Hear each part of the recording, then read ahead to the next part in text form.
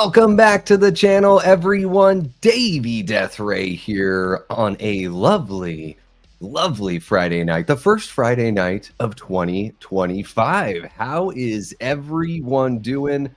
I'm pumped to hang out with you guys. You know, last week we did, I think it was Thursday last week. Yes, it was, because I ended up feeling sick for the whole rest of the weekend, Friday through whenever.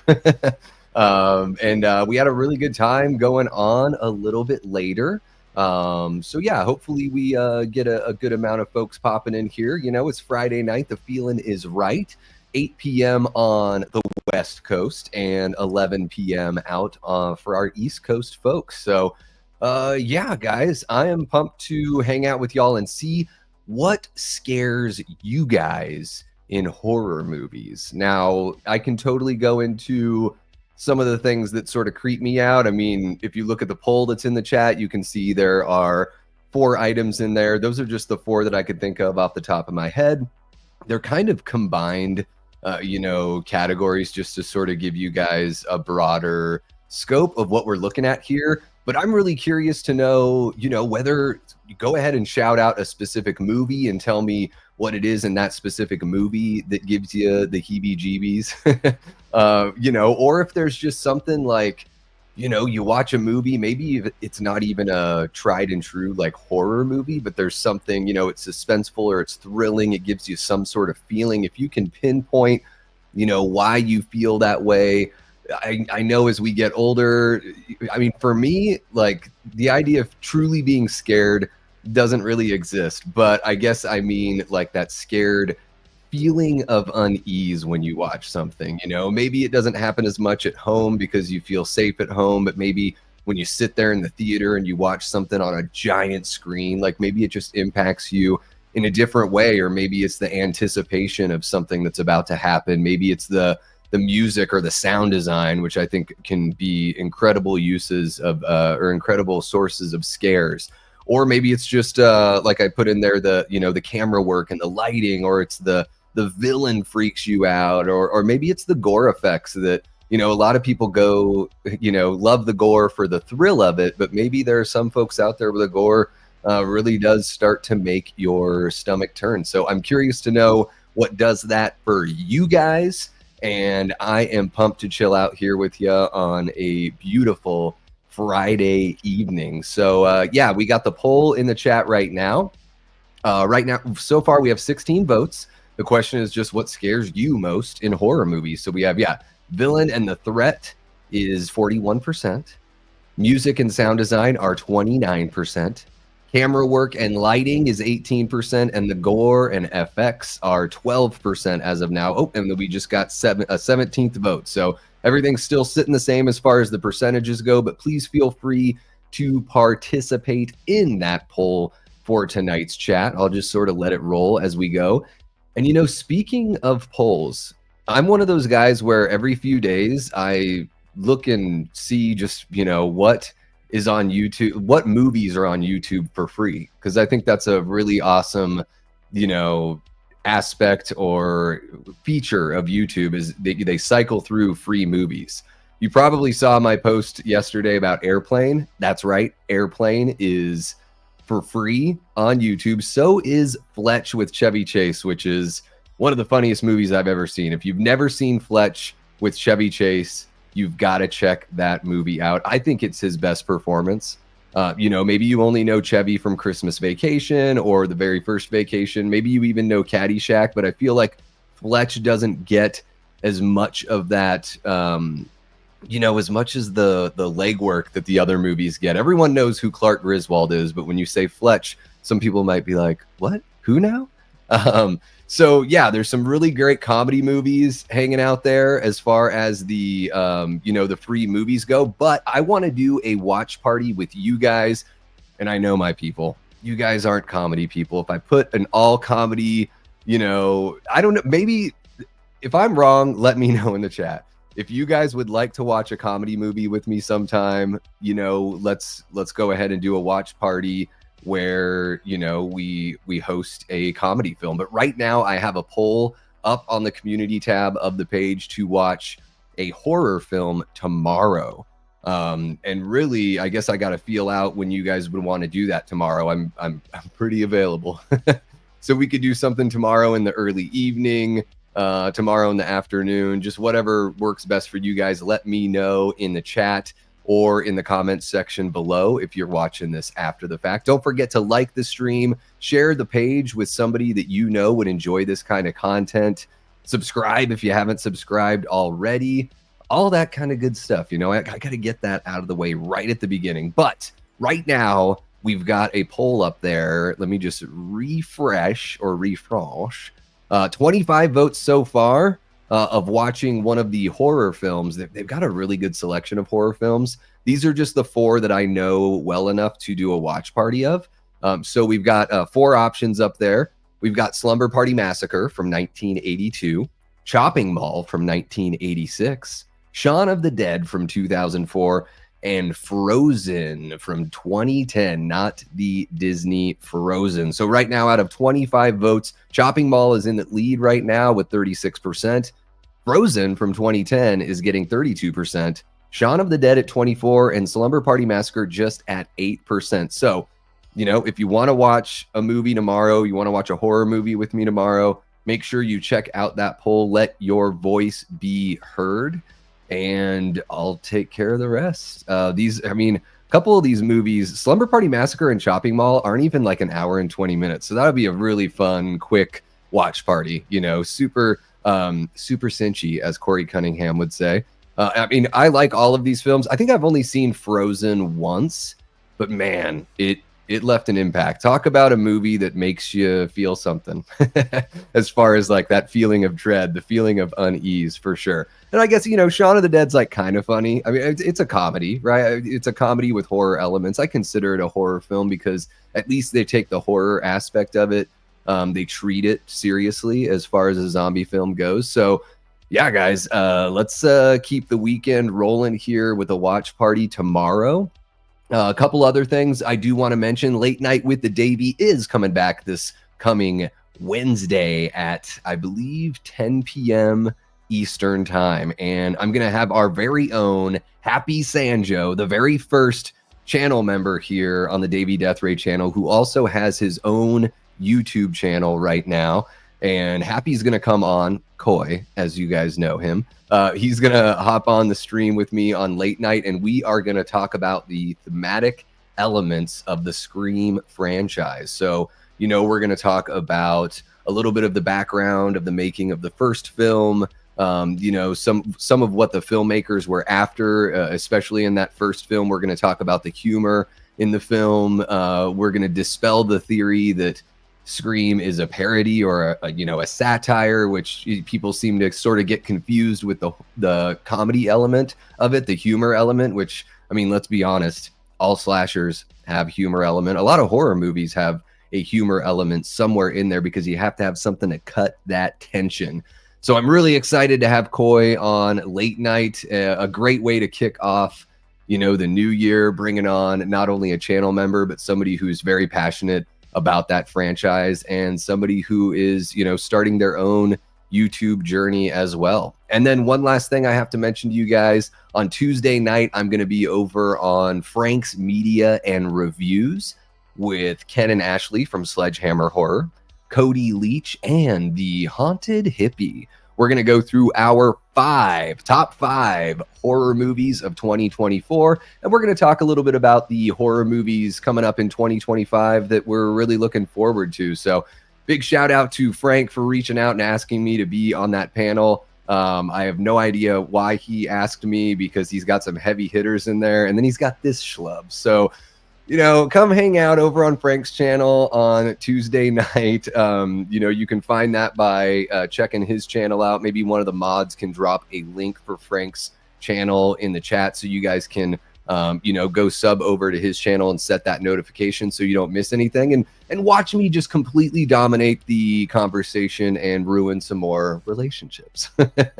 But I think I've talked long enough, just stream of consciousness without saying hello to everybody. You guys know I love you so much. I got to say what's up to everyone in the chat. So let me hop on over and say a hello. Gosh, I look really tan.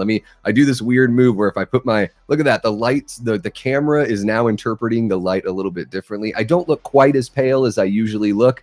I am, Irish German, so I'm a white guy. I am very, very, I can't even tan. Guys, I live in Phoenix. I can't even tan. I just burn and peel. I burn and peel and up my risk for terrible things to have happen to me later on in my life. So sometimes, like Nosferatu, I just stay out of the sun. And I do have a stash, although I don't know if Nosferatu has the guts to have a full beard. But let's say what's up to all y'all hanging out here in the chat. Hope you guys are doing well. We got Lamontre Gillard. What's happening, Lamontre? Great to see you in the chat. We got our great channel member, Antonis Andriotis, hanging out. What's happening, Antonis? Hope you are doing well. We got our guy, Dean. Enter the Cinevault. Guys, you're all going to want to check out Dean's channel, Enter the Cinevault. He just dropped a really great video talking about, if he were to work Stu into Scream 7, if that's something that is going to happen. And he, just to reiterate, Dean is like, I don't think they should, but if they do, this is a way that they could do it. And it would make sense to somebody like me, and I'm speaking in Dean's voice here, somebody that really doesn't think that needs to be involved in Scream 7, but this is a way they could do it. Dean has a great voice. He is, from my understanding, he was previously either on a podcast or on YouTube before, and he's kind of restarting that journey. So check out his channel, give him a sub if you dig what you see. At the very least, go check out his vid and see what you think. What's happening, Ashton? How you doing? Great to see you, bud. Hope you are doing well. There's our guy, Dean, an amazing channel member. Hope you're having a great start to your weekend, Dean. I guess you got the night off, huh? Probably work tomorrow night, I would imagine, something like that. Back at the grind. We got Adrian James. What's happening, Adrian? Great to see you, bud. Hope you are doing well. Aaron Click. What's happening, Aaron? Love seeing you pop up in there. Jordan, what's happening? Jordan Decker, one of our great channel members, says if Leanna isn't here, I'm out. Yeah, we'll see. We will see. I know it's very late out there for you folks, on the East Coast. So we'll see how long we can keep you guys entertained. What's happening, Paula? One of our great channel members. Hope you are doing well. Big Rod says, I'm freaking late. My bad, fam. I dropped the ball. Well, I don't think it's late. I say within the first 5 minutes, you're not late, right, Big Rod? I usually start my streams at about 5 after, and here you are. Hope you are doing well. One of our great channel members there, Big Rod. Jamie Hart says, I thought it was ladies' night. That would be kind of fun. Just do a ladies only night. That would be pretty hilarious. I don't think there's any way I could mitigate that on YouTube. And what, it would be like three ladies hanging out in here. When YouTube tells me my analytics, they're like 94% men. But I will say this, Canada and the UK have a decent little small slice of the viewership, which is really, really cool. Always appreciate folks, outside of the good old USA that check out the channel and enjoy what we have here. What's happening, Tyler? How are you doing? It is Friday. That's right, Tyler. Our guy, Tyler. We got Lil Boozy Bert. What's happening, Lil Boozy? Hope you are doing well. I think I saw you over on Sledgehammer. Was it Sledgehammer earlier today? I think so, Lil Boozy. That's a interesting little invert on Big Bird there. The yellow background, but a black Big Bird. What's happening, Prince? How are you doing? Says January calls for some Jackie Chan goodness. January begins, my new yearly tradition. What's your favorite? How far back do you go, Prince? Do you watch like Super Cop, or do you go back and watch like Drunken Master or any of the stuff he did in China before he became a worldwide star? I'm curious to know. I mean, of course, the first two, I really like the first two Rush Hour. I never really cared for I think I probably saw the third one once, and it was sort of like, okay, this is tired at this point. But man, Chris Tucker, super, super funny back then, back in the day.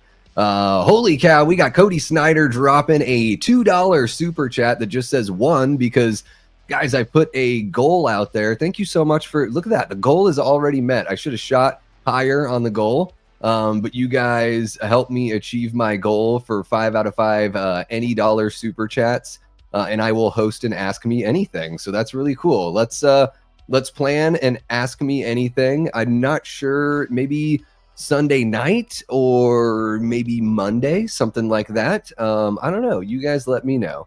And just for shits and gigs, let's see if we can do. I'm just gonna start another one just for fun.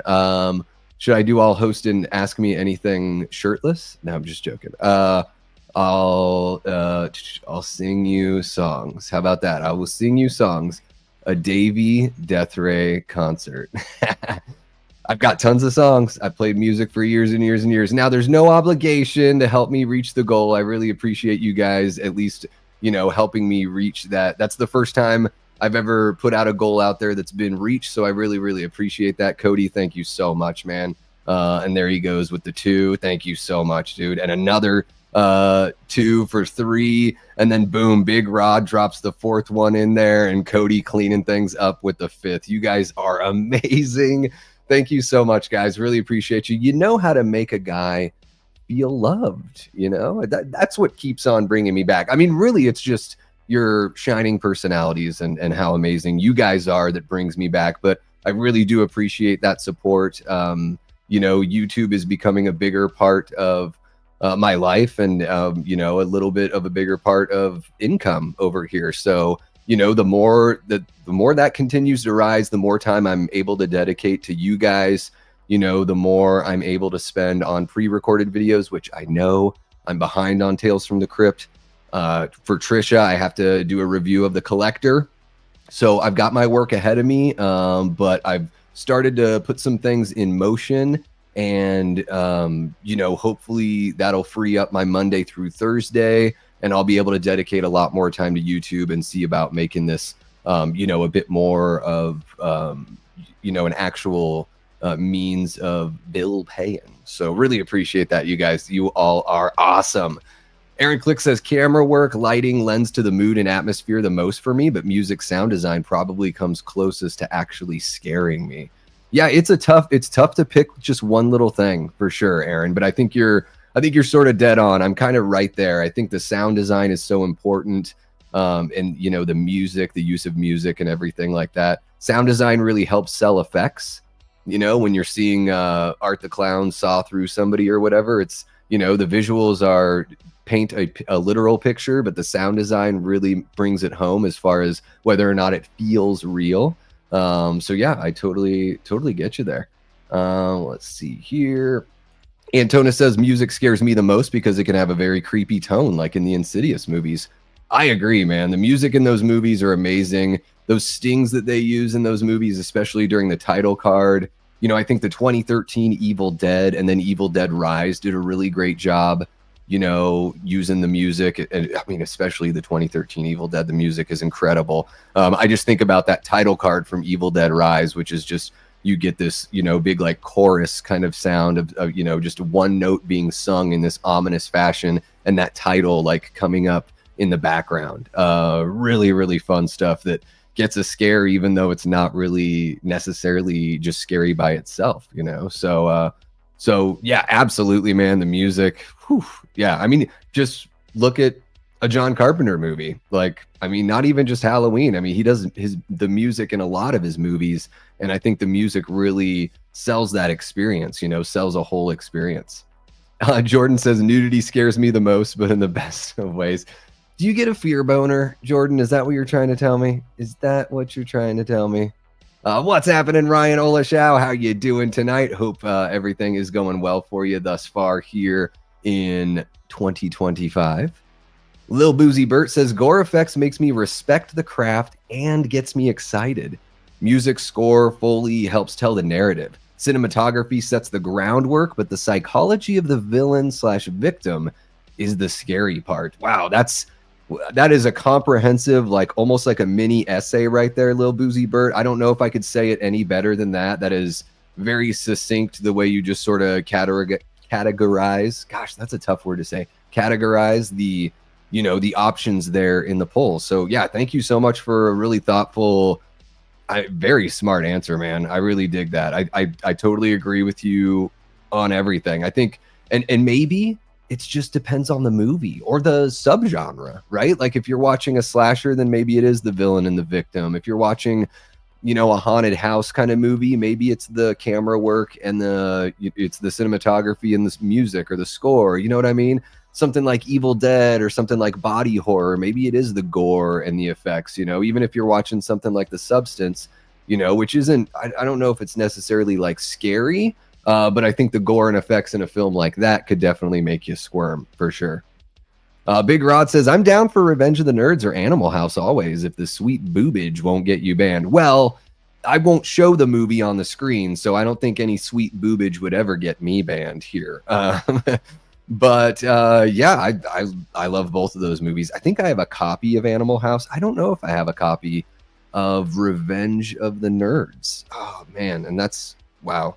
I watched that movie, so much when I was a kid. Probably shouldn't have been watching that one as a kid, but, Ooh, Lil Boozy Bert voted for Chopping Mall. I just watched that for the very first time a couple months ago. I really enjoyed it. It was a lot of fun. A lot of fun. And Jamie Hart saw Chopping Mall in the theater. In the theater with Jamie Hart coming soon, folks. Tyler Adams says camera lighting is probably the most evocative for me. Close second is sound design. Yeah.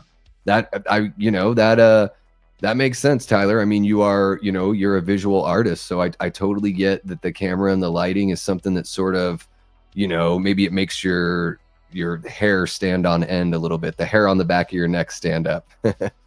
What's up, Leanna? How are you doing, Leanna? Hope you are feeling well rested for tonight's late night hangout with everyone. So great to see you. Leanna is an amazing channel member and an awesome Death Squad mod. I should have said before that Jamie Hart is the OG Death Squad mod. And of course, our guy Cody Snyder that's dropping super chats like it's going out of style. He's one of the OGs as well. He was just right behind Jamie Hart in the pole position. Love my mods so much. You guys help keep things, everything, you guys keep everything clean in here. And I love seeing that. So thank you so much for taking care of business there. Let's see here. Didn't Chopping Mall come out before Short Circuit? It might have. I mean, Short Circuit must have been like 86, 87, 88, something like that. It's tough for me to remember, Lil Boozy, because I remember being a kid when I saw Short Circuit on VHS, right? So I don't remember exactly what year it came out. Just got to have a sip of my Gatorade. Got a little cucumber melon there, or whatever it is. Cucumber melon, cucumber lime, something like that. Some sort of bullshit. Let's see here. Who else do we got? I am so far behind in the chat, but you guys are amazing. Davey the mod said, drop the link, your goddamn. I would, but I want to talk to you guys. Oh, pretty fly for a death ray. There you go. I am white as they come. I don't mean that in any sort of double entendre kind of way, but I know Jordan here is going to, take it and run with a, peach and eggplant emoji, I'm sure. Yeah, Dean's video was really good. I already see, Dean, the confidence climbing from the first video of yours that I watched to this one. Very, I could tell that your thoughts were very well organized. And again, got a good voice, man. Got a good voice. Let's see who else. Boom, there we go. Enter the Cinevault. Cody Snyder dropped it right there. So please feel free to check it out. Let's see who else we got. Fight the Good Fight. What's happening? Says, what's up, Davey? Hope you had some good holidays. Yeah, the holidays were kind of strange because I ended up getting sick. Pretty much the day after Christmas, I came on here for, a late night hang out with you guys, and we ended up watching Gremlins. It was this really, really long stream. It was really fun. But by the end of it, I realized, oh my gosh, I think I might be getting sick at the end because my throat started to feel, when you get that scratchy feeling late at night, you just know you're going to wake up not feeling well. But I'm feeling a lot better now. And yeah, really looking forward to 2025. I hope you had great holidays as well. Fight the good fight. And I hope the 2025 is kicking off very, very well for you so far. Let's see who else we got. Just want to make sure I'm not missing any hellos. I see you guys are very, very active in the chat. I might miss some of these at the beginning because I just want to say what's up. January is brilliant. I always do Jackie Chanathon. There's my excuse to start it now. Boom. There you go. There you go. And I'm guessing that is a link for, is that a link for Frank's Media and Reviews? I hope so, Leanna. We'll see. We will see. Oh, boom. Yep. There you go. Yeah. If that's the link to that, excuse me, if that's the link to that stream, thank you so much. Really, really appreciate that, Leanna. Ryan says Tubular Bells theme still scares me to this day. That's a really good one. Yep. Classic from The Exorcist. Absolutely. Chanathon works better. Thank you. I don't know. January is pretty cool. I don't sell yourself short, Prince. I think you guys both have a good thing going for sure. Let's see here. Cody, goddamn, holy shit, motherfucking ass slammer Snyder. I'll never understand how he's a mod and I'm not. Oh wait, maybe it's because of my debaucherous nature. Never mind. Oh, Jordan's a hoot, right? I don't use that word very often, but Jordan is an absolute hoot. Boom. Aaron says, yeah, the fog probably wouldn't be nearly as scary / creepy without that iconic score. That's a perfect example. Thank you so much. Of course I bring up Halloween. It's the most basic bitch, John Carpenter thing to bring up. But yeah, I think the fog the soundtrack is one of the better soundtracks. I mean, it's not like he really has a bad soundtrack, Carpenter doesn't mess around like that. Billy Judd, what's happening, Billy? So great to see you, man. Hope you are doing well. T. Parker Evans says, for me, it's the technical aspects and the psychology that scare me. All right. So maybe a little bit of, technical aspects would be like camera and sound design and music and stuff like that. And then, yeah, psychology would be like your villain kind of thing. Okay. I totally get you, man. I think for me, it is sort of just a little bit of, sort of depends. Like if I'm watching The Changeling, it's the music. If I'm watching something like Halloween, I got to go with the villain. I know the music is great and the camera works great and everything, but Michael is what pulls me in that specific movie and really gives me the creep. So yeah, it's kind of fun to think about, the next time you're watching a scary movie, if there's something that like kind of pops in your head, hop back on over to this stream or something like that and drop a comment and be like, oh my gosh, I just watched blank movie and this is what got me. Because I think sometimes we think about these things on a subconscious level. Maybe we don't like outwardly think about them until some dummy like me hops on YouTube and starts asking you 50 questions about what scares you. Jordan, if you're the mod, I don't want to see that chat. That's right, you got to keep it clean. What's happening? Cruel ZV says, I clap my hands at Gore with a little salute. Well, I salute to you as well as I fix my hair there, Cruel ZV. So what is it that scares you? If you're, if you clap your hands at the Gore, what is it that really gives you the creepies? Jamie says, what scares me are the villains. Music can add to it. Circumstance and environment can too. But without a scary villain, it's just not as effective. Yeah, I agree. I think that's, certain franchises just hit it out of the park with their villain, and certain villains resonate with some people while, maybe some don't. I mean, I'm one of those guys, like out of the big three, even though I would say that maybe Freddy is technically scarier than Jason, I enjoy the Friday the 13th movies more. They're a bit more of a fun roller coaster ride, whereas the Nightmare movies just don't seem as much fun to me. They seem a bit more of a slog. I know it's not the most popular opinion. I mean, I love that first movie so much, but from there, those movies seem to be a bit of a chore at certain parts. I know that might be kind of a hot take. But then there are people like my buddy Cecil over at the Horror Show channel where he loves villains that talk. He loves that personality. So for him, it's like Freddy and Chucky are two of the big ones for him because, they're not this blank. He calls Michael Myers the walking wall, and Jason is kind of similar too, the silent killer. Let's see here. I recall enjoying The Foreigner from 2017. Only saw it once in the theater though. I've never heard of that one. T. Parker's currently playing the Silent Hill 2 remake, and it's the sound that scares him the most. Yeah, that's a good point too. So you don't even have to limit it to movies, guys. If you play a video game that freaks you out, like, is it that sound? Is it wondering what's going to be around that next corner? I know when I play like Resident Evil 4 or stuff like that, the sound design is a big part of it, because you start hearing something and you're thinking to yourself, oh my God, where's that coming from? Like, am I going to start getting attacked from behind right now? Jordan, keep it clean when I talk like that, I swear.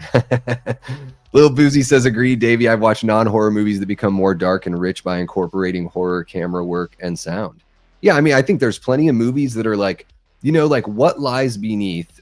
Is it a horror movie? I don't know. Like, to me, excuse me, I would say that What Lies Beneath is more of a thriller, like a Hitchcockian thriller.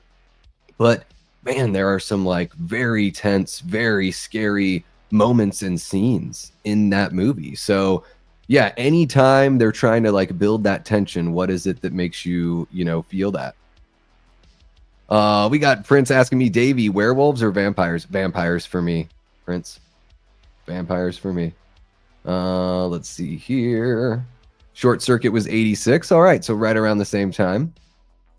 Prince said, would you consider going solo in your music career if you ever came back to music? Well, even when I was playing in bands, I was always I would still do shows solo. I always wrote songs like that could be incorporated into a band. And then some of them I could just perform solo as well. So if you guys really want that concert, you got to drop those 5 super chats and we'll see what we can do. But career, man, show business is so tough, Prince. Show business is so tough, and when it comes to the things that I create, whether it's this channel or writing a song, I'm much more interested in doing something that satisfies me first, and not something that's necessarily commercial in a sense. Of course, I want people to enjoy my songs, and I, you know, want to be writing good songs, but I don't write music in a traditional like pop sense that would, you know, really elevate that to an entire career. But I don't know if you guys end up doing the do and I do a little concert for you, then Prince, you can let me know if it's something that I should pursue. There you go. Fight the good fight. Absolutely. I see you recognize my sweet little Redskins glass there. Let's see. Here we go. What else do we got? Billy says, Alligator 1980 scared me because it has a child being thrown into the pool and eaten by the alligator. There, yeah, when you can relate with what's going on, or you can put yourself in those shoes, you know. Sometimes it's just like you ever have like a nightmare and you wake up and you're like, oh my gosh, that was so scary. But then you try to tell somebody about it and you're like, God, it just doesn't sound scary. But the feeling that you had when you were in the nightmare, just like there was a feeling of dread. And I think that kind of like what you're saying there, Billy, being able to put yourself in the shoes of, you know, part of the horror is definitely a big part of it for sure. Leanna says, if I want to be afraid, I just watch videos of cave squeezes on YouTube. It's more frightening than any horror I've ever seen. Holy cow, Leanna, that makes me think of The Descent, which was a movie that I had zero expectations for when I saw it with some friends years and years ago. It was not long after it came out on DVD, and I got a little stony and watched it with my friends, and holy cow, like being stoned and then them getting stuck in the caves. Ugh, like, especially those really tense scenes where they, you know, I can't remember the lead character's name. I think it might be Sarah, something like that. I think she gets stuck and she starts like hyperventilating, and they're like, we can pull you through, but you have to control your breath. And I'm sitting there like sweating, you know, just sweating bullets, that kind of thing. Love The Descent. Holy cow, guys, that's a movie that gets better every time I watch it, because you start seeing those creatures more and more. Every time you revisit it, you notice them in spots where you never noticed them before. It's really, really cool. Let's see here. Aaron says it also depends on what kind of scary we're talking about. Hannibal Lecter is really scary because he's fairly realistic and intelligent. That's a cerebral scare. Things like The Fog are more primal. Yeah, it definitely depends on what you're watching, for sure. I mean, I'll even say when I went and watched Terrifier 3 in the theater, for me, it was just the anticipation that scared me, because I know what art is going to do. You know, I don't know specifically what art is going to do, but I'm sitting there watching that first scene and I'm like, I'm just waiting for it to get bad, you know? And so for me, I'm sitting there, nothing has even happened yet, and I'm scared just because I'm like, oh, how's this all going to shake out, you know? So yeah, even though, you know, art isn't necessarily realistic or intelligent, there was a little bit of that kind of cerebral scare. I was sort of psyching myself out, you know? And the fact that I was in a theater just with one other person was pretty creepy as well, you know, for sure. Saved by the Bell theme song soothes Big Rod. It's all right, 'cause I'm saved by the bell. Let's see here. Antonis says, "What's your most anticipated movie of 2025, regardless of genre?" Thanksgiving. You should know that by now, Antonis. You've been around for a while. I'm just joking. Yeah, Thanksgiving 2 is going to be my most anticipated movie of 2025, regardless of genre, at least so far. Now, I don't know every single movie that's coming out, and I haven't watched every single trailer. Like, I've heard people talking about The Gorge. I have not watched the trailer for The Gorge. You know, I'm optimistic that Superman can be a really fun time in the theater, but I don't think that I would be surprised if Superman lands in my top 5 or top 10, just because it looks pretty bloated. And I don't know if I'm really sold on James Gunn's ability to handle an entire universe. You know, we'll just see. We will see. Lil Boozy Bert says, "I love Friday the 13th 3D. I don't care." Yeah, I have fun with that one. You know, a lot of people like Chris as a final girl a lot more than I do. But there's certainly a lot to, you know, enjoy with Friday the 13th 3 in 3D. What's happening, Jay Beach? How you doing? Says hello all. Happy New Year, everyone. Hope all is well. Hope all is well with you too, Jay Beach. Let's see who else we got. Prince dives deep with Jackie, 80s and 70s Jackie to be exact. Davey Doo. Let's see here. Who else? Tyler says Chappie feels like a nod to Short Circuit. Chappie is high on my list for faves. I haven't seen Chappie. I have not seen Chappie. That's the one where Hugh Jackman has a mullet, right? I think that's the one. Let's see who else is jumping in. Yeah, Jamie, you should check it out. It's good. You'll love his voice. You will love that voice. The TriStar Pictures horse jumping over the logo scared the shit out of me as a kid. Brett Patrick knows all too well.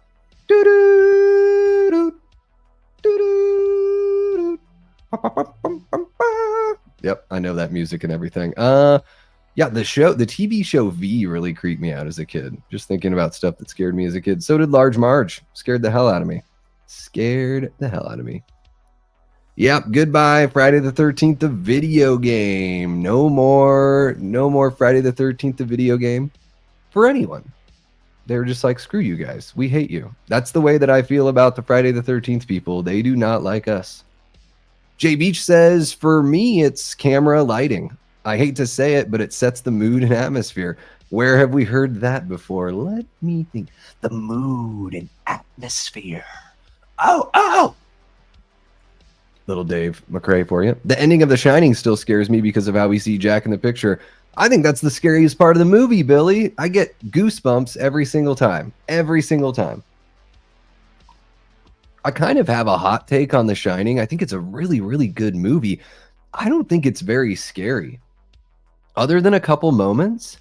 Like when people put that, like when people are like, that's the best Kubrick movie or whatever, I'm just like, shit, dude, go watch 2001: A Space Odyssey.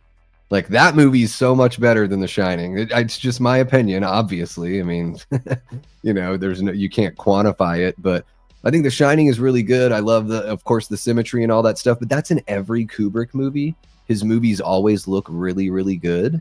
And even though, you know, 2001 has a reputation for being slow and boring and all that stuff, like I am there for that singular experience with that movie. I don't want every movie to be like that, but I think that 2001: A Space Odyssey is an absolute masterpiece. And folks that say otherwise, then I guess they just don't get it, which is fair. I don't get every movie I've seen. Oh, look at that. Jamie saying, if I miss saying hi to anyone, I'm sorry. Sometimes I get focused on the business. Well, you are one of the best in the biz, Jamie. Certainly a top tier mod for sure. So I try to do my best to say hi to everyone, and that should be good enough, right? Let's see here.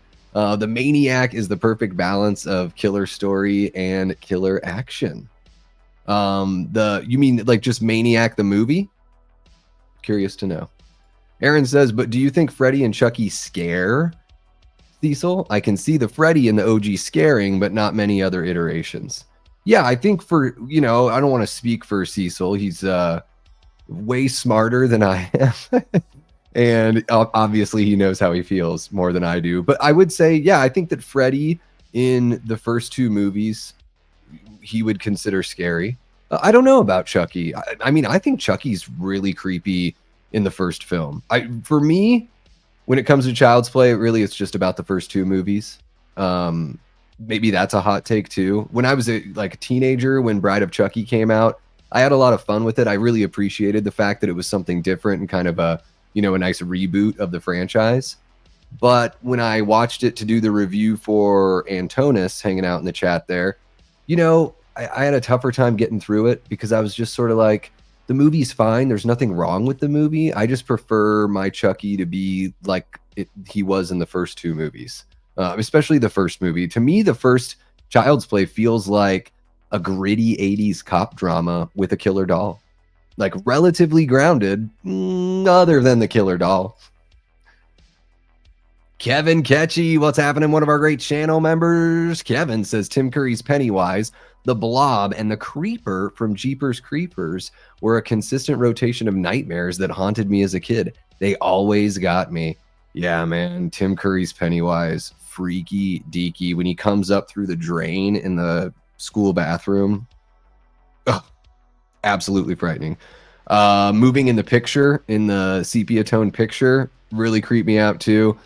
I love that Blob movie. I never saw it as a kid, but I do love that 88 Blob is really, really good. And yeah, the Creeper is a legit scary horror villain for sure. Absolutely.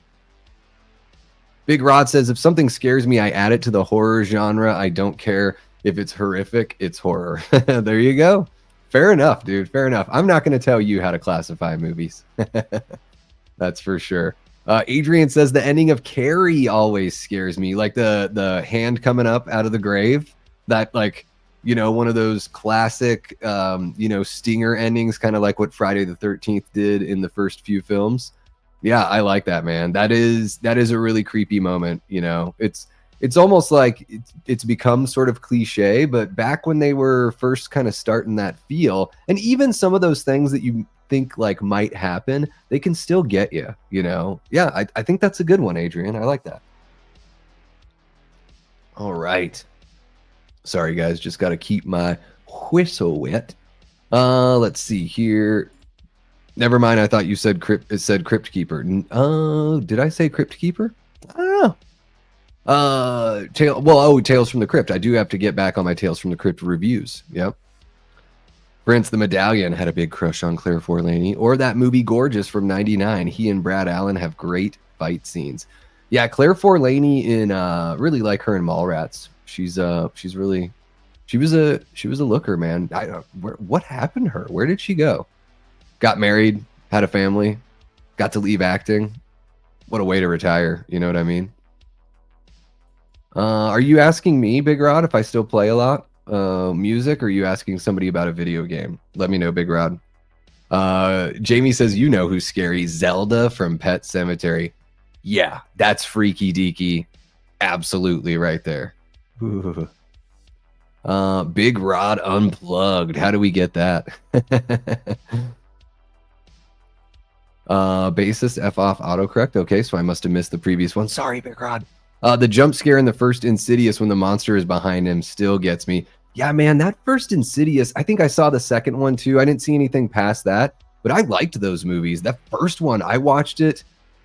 Gosh, maybe it had hit Netflix or something, after its release. So maybe a year or two after it had come out. I was living with some bandmates of mine at the time, and I had the upstairs room of the house. And so I had a little family room area. It was pretty sweet. I had a futon in the family room and then a bed in my actual bedroom. So I'd sit there on the futon and watch movies and play video games. And I watched Insidious up there all alone in the complete dark. And oh man, I did not want to go downstairs to use the bathroom. Did not want to do that. Let me see here. Megadeth, says Lil Boozy Bert. Lil Boozy Bert. I fucking love Megadeth.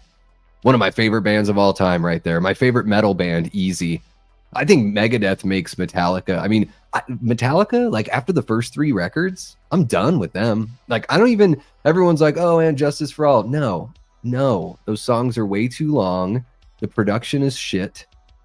I don't care. I just don't care about And Justice for All. For me, it's, Kill 'Em All, Master of Puppets, and Ride the Lightning, and then I'm out with Metallica. Metallica's lyrics got like really, really bad. Within the last like 20 years, they've just been absolutely atrocious. Like no, I don't even know who's writing those. It sounds like somebody that does like marketing or something like that is writing their lyrics. And Megadeth is just like continued to reinvent themselves and modernize what they do. And they, not with record sales, but with what they do as far as technical prowess and songwriting ability. Dave Mustaine destroys Metallica. I am so happy they kicked him out of that band, because then we get both, right? So at least, if you like both, then cool. Cody says, you ever have that cliche movie thing where you wake up by sitting straight up? I did it when I was like 11.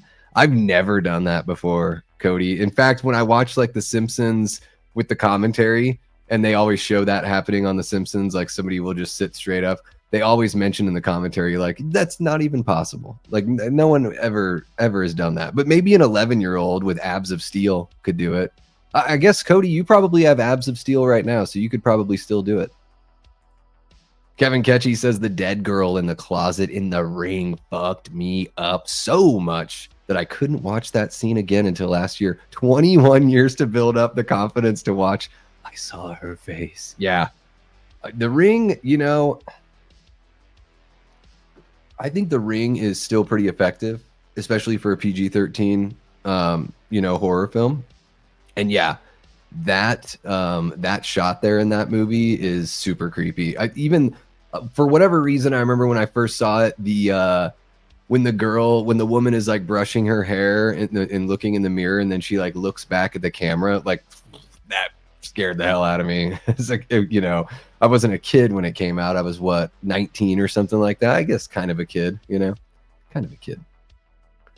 Let's see here. Leanna says that old grunge pedal was fantastic for bad guitarists like me. Yeah, you get a little distortion on there, and it's a-okay. Billy says it's hard to choose which ending of The Descent is the scariest, the theatrical or the alternative ending. I like the one that ends with her just like, she thinks she's looking at the birthday cake, and then she's just like looking at, there's like a beam of light on the ground. I like I think that's the theatrical ending. I think so. Correct me if I'm wrong, guys. I think in the alternate ending, she makes it out and basically gets picked up by somebody in a truck. It's that classic horror movie cliche of making it to the road and getting picked up by somebody that starts driving you away, kind of thing. I kind of like the ending before it gets to like the happy part, just because I feel like the whole time in a horror movie, you're building up that unease and all of that. Like, I don't need a true resolution in a horror film necessarily. Now, if it works for the story, I mean, each movie's different, right? I prefer the ending that's a little more ambiguous when it comes to horror movies. Fight the Good Fight says, I have a fear of heights. Fight the Good Height. And the movie Fall scared the crap out of me. My hands were sweating through the entire film. I still need to see that one, guys. That's got what's her face from Vicky from Halloween 2018, right? I'm struggling to remember the actress's name. I know you guys will tell me in the chat, and I'll get there in 10 or 15 minutes. But yeah, I've heard good things about the movie Fall. I know there's so much that I've missed out on. I gotta get on that for sure. Cody says, had a dream that I fell off a bridge and right before impact, bam, sat straight up. Crazy. I have those dreams too, where I fall off like the Juneau Douglas Bridge in my hometown. Yep. Cody, you jump out of planes. Sit that one out. What's happening, Andrew Stevens? How you doing, Andrew? So great to see you. Thank you so much for being a patron. Really appreciate your support, man. Hope you're having a great 2025 thus far, and it's awesome to see you in the chat. Aaron says, I think I've said this before, but I've watched Natural Born Killers on acid. That was pulse pounding, but kind of fun in a challenging, exhilarating way. Aaron, one time I did shrooms. Well, I did shrooms like 4 or 5 times.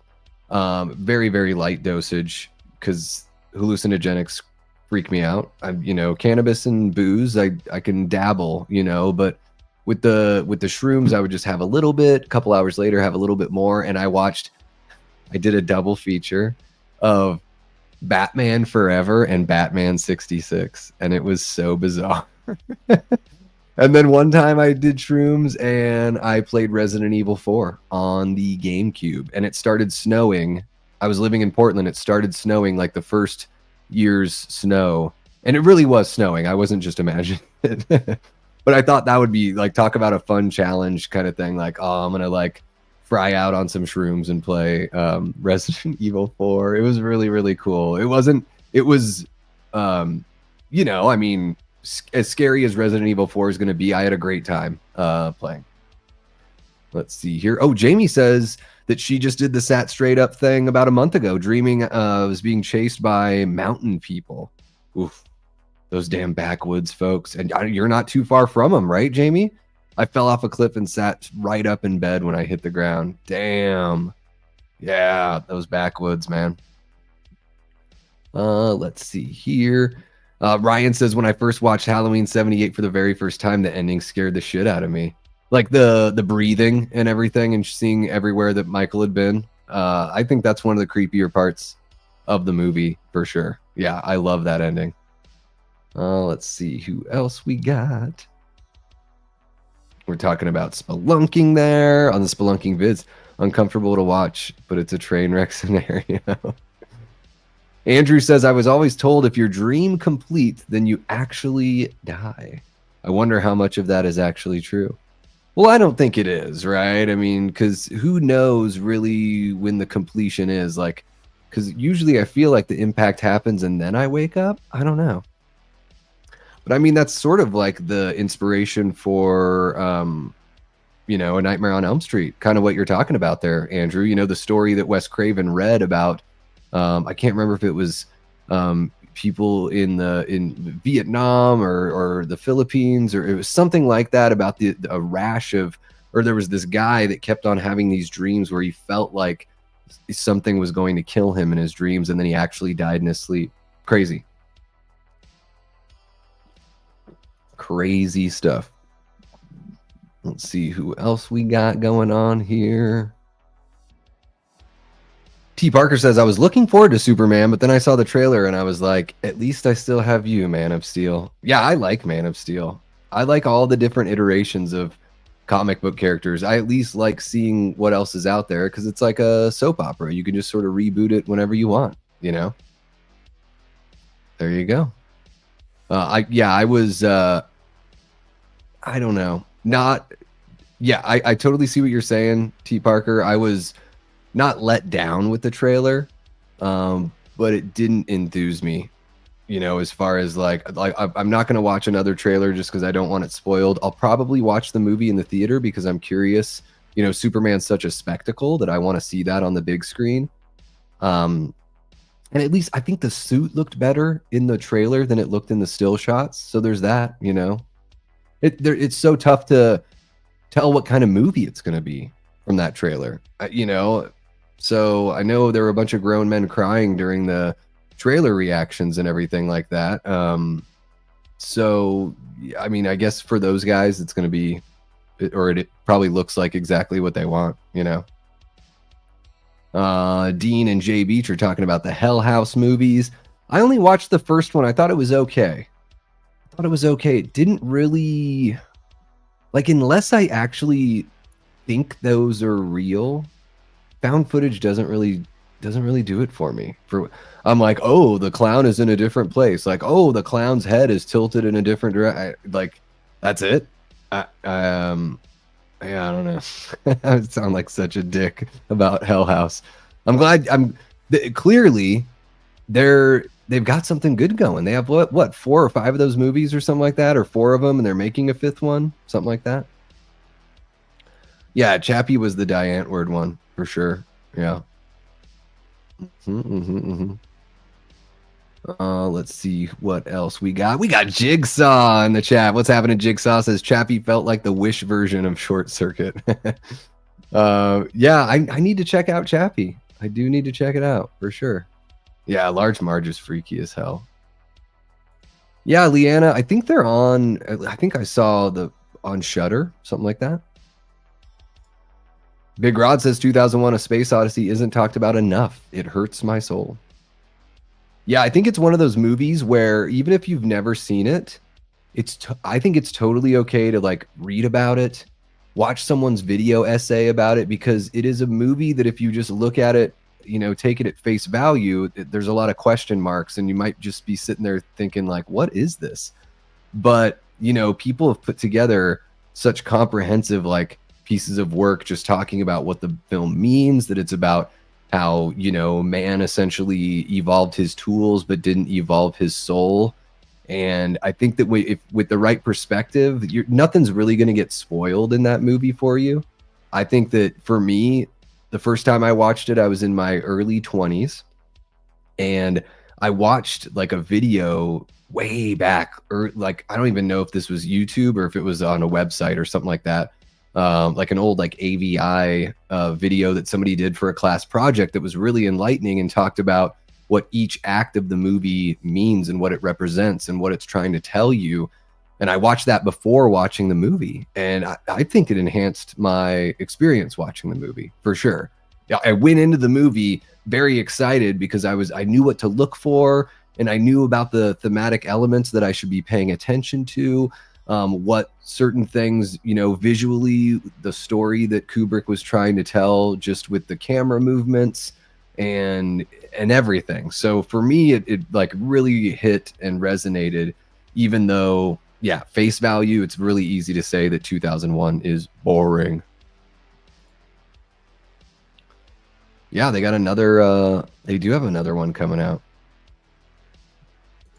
Aaron says, oh dear Lord, Davey, you crazy. The Shining is super scary. It makes you feel uneasy even before it shows you anything scary. Yeah, the music and everything at the beginning is really good. I don't know. I just, I don't think it's his best movie. I think 2001, just sort of dwarfs The Shining. Oh, that's just me though, Antonis's most anticipated movie of 2025 is Final Destination Bloodlines. Yeah, I'm interested to see what that one is like. Never been the biggest fan of that series, but who knows? This could be this could kick off a whole new series of films within the franchise. So Ashton says Jason has never really scared me outside of the remake because of how smart he is. Yeah, I love you guys know how I feel about that version of Jason from the 2009 remake. I think it's the most interesting Jason's ever been. I love seeing a little bit of the process with Jason. I don't want that with everyone. I don't want that with Michael. But with somebody like Jason, I think it actually really added to the character because we already know so much about his backstory. So it was really cool to see a little bit more what he was doing. And that, I've said it a bunch of times here on the channel that, Jason is like a spider and Crystal Lake is his web. He has those, trip wires and trap doors all over the place and the bells that ring in the tunnel. And like, I love that idea of Jason, like protecting the place that was the only place where he knew love and safety with his mother. I love that. I will scream that from the hills that is the most interesting Jason's ever been. Let's see here. Who else we got? I'm good enough, I'm smart enough, and doggone it, people like me. Oh, good old Stuart Smalley. Al Franken used to be so funny. Then he got political. Just the other day, I was putting away Christmas stuff and found my old Child's Play VHS collection. One Bride. I was stoked. Hell yeah.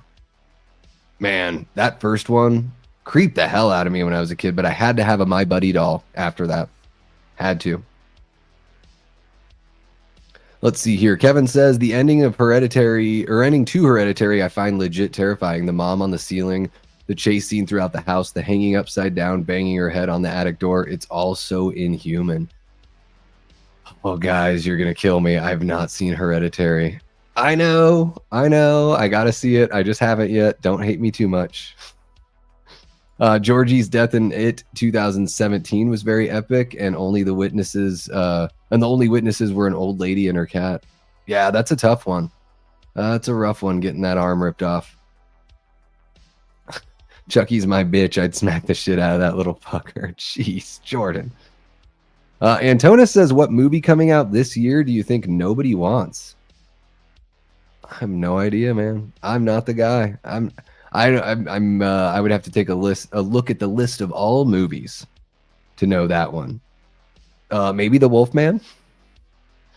Ryan says single white female scared me when Jennifer Jason Leigh's character copies and tries to kill Bridget Fonda's character in that movie. That's another one that I never saw. It was part of all those like sexy thrillers that came out when I was a little kid in the early 90s. And it seems very creepy. The whole like just trying to like become someone's roommate, but then start becoming them. That was like back in the, they had Hand That Rocks the Cradle, Basic Instinct, Sliver, Fatal Attraction, like all that stuff. Oh yeah, a little Gatorade. Cut the Gatorade with water though, so it's just not all sugar. Yes, I do still play Big Rod. I've got an American Fender Precision Bass. I have an American Fender Telecaster, and I have a Larrivee acoustic guitar. It's a Dreadnought acoustic guitar, and it is beautiful. So the tone is so full on that guitar. I love it to death. So those are I keep on looking over there because I have my instruments in a corner with my amp and all that kind of stuff. I have an amp. So I have a Line 6 Spider 2 from way back in the day that I play my electric guitar through. And then I've got a cabinet that's a custom-made cabinet that has 2 Celestion speakers in it. It's very, very warm. Really, really nice stuff. Chris Sarandon rocks it in Child's Play. He absolutely does. I completely agree. Ryan says, also in Hannibal 2001, when Clarice is talking to Lecter on the phone, then we see him touching Clarice's hair without her noticing him at all on one of the carousel rides. Oh, that is creepy. I saw that movie in the theater and never since then. I barely remember it. Aaron says, it creeps me out when a movie shines a light on something disturbing. The camera flashes of the decomposing body in the OG TCM. The demon flashes in The Exorcist. Oh yeah, I totally get you. That's that little bit of like, you just get a taste of something. That, it's sort of obscured. That there's something really messed up going on, but you don't really get the full scope of it. I love that. Yeah, that's really, really good. Let's see here. Lars Ulrich is one of those wind-up monkey drummer toys. Yeah, he sure is. Dave Mustaine, Dave Ellefson, Dave Deathray. Is there some sort of relation here? Hello, me. Meet the real me and my misfit way of life. God, I love Dave Mustaine. Ooh, yeah. Oh, yeah, Dave McCrae. Can't forget Dave McCrae as well, little Boozy Bert. The 4 Daves. These are the Daves I know. These are the Daves I know. These are the Daves I know. These are the Daves I know. Wow, he is our voice man. The voice coming at you from the Voice Man Studios. That would be funny.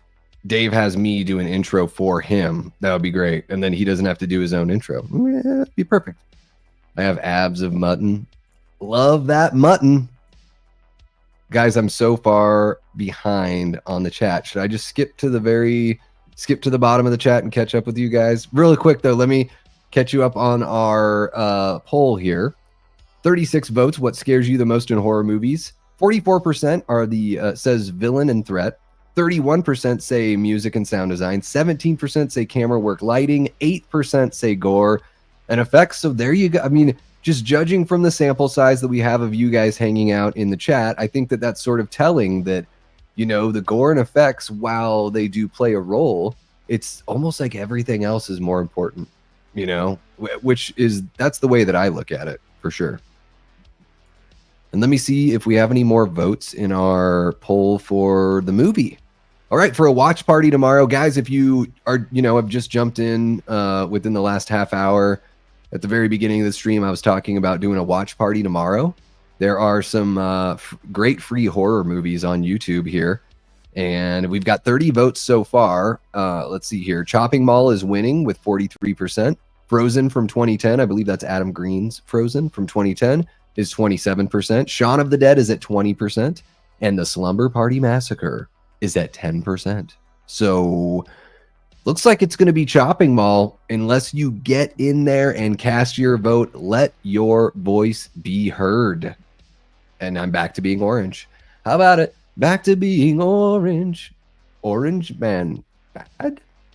Let's see here. Love microdosing shrooms, but don't do it very often. Yeah, I think I might be done with that, but it was very fun for the little bit of time in my life where I did it. Very, very fun for that little bit.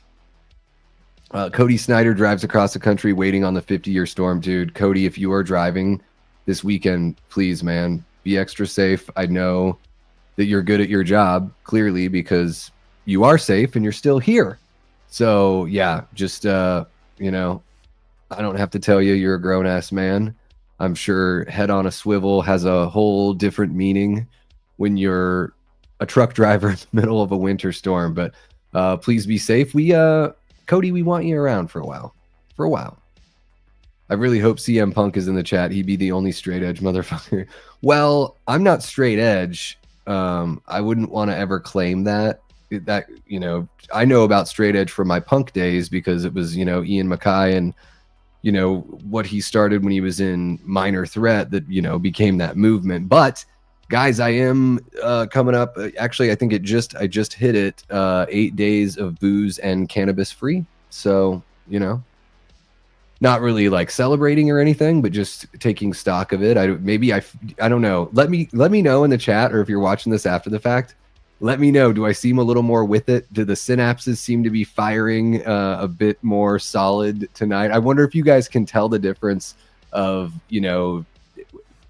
my demeanor. Look, I stumble over my words while I'm trying to make a point about my synapses firing. I just wonder if you guys can tell a little bit of a difference as the detox keeps on going on. I'm going to kind of zoom or fly down to the bottom of the chat. So if I miss something, a question that pertains to what we're talking about, then please feel free to let me know if I missed it, or just put it again in the chat. I just want to make sure I'm not missing a hello to anyone. And I'm just going to get down to the bottom here. We got Andy Radu hanging out in the chat. How are you doing, Andy? Great to see ya. Hope you are doing well. Let me just make sure. Not missing anyone else. I know. I need to see Hereditary. I know. Those Ari Aster movies, I need to see all of them. I haven't seen Midsommar. Is there another one? Like when A24 was like kind of popping off at the beginning of their wild run, I missed out on a lot. Missed out on a lot. Let's see here. Kevin says the entire movie is mean and effed up. The burial scene with Mia's head in the bag as she taunts David and dead-eyed Eric staring at David in the Evil Dead legit creeps me out. Oh my God. When she's that whole thing, man, Jane Levy, such a great performance in that movie. That movie, it's my second favorite in the franchise, and it's probably the best movie in the franchise. I just love the first one so much.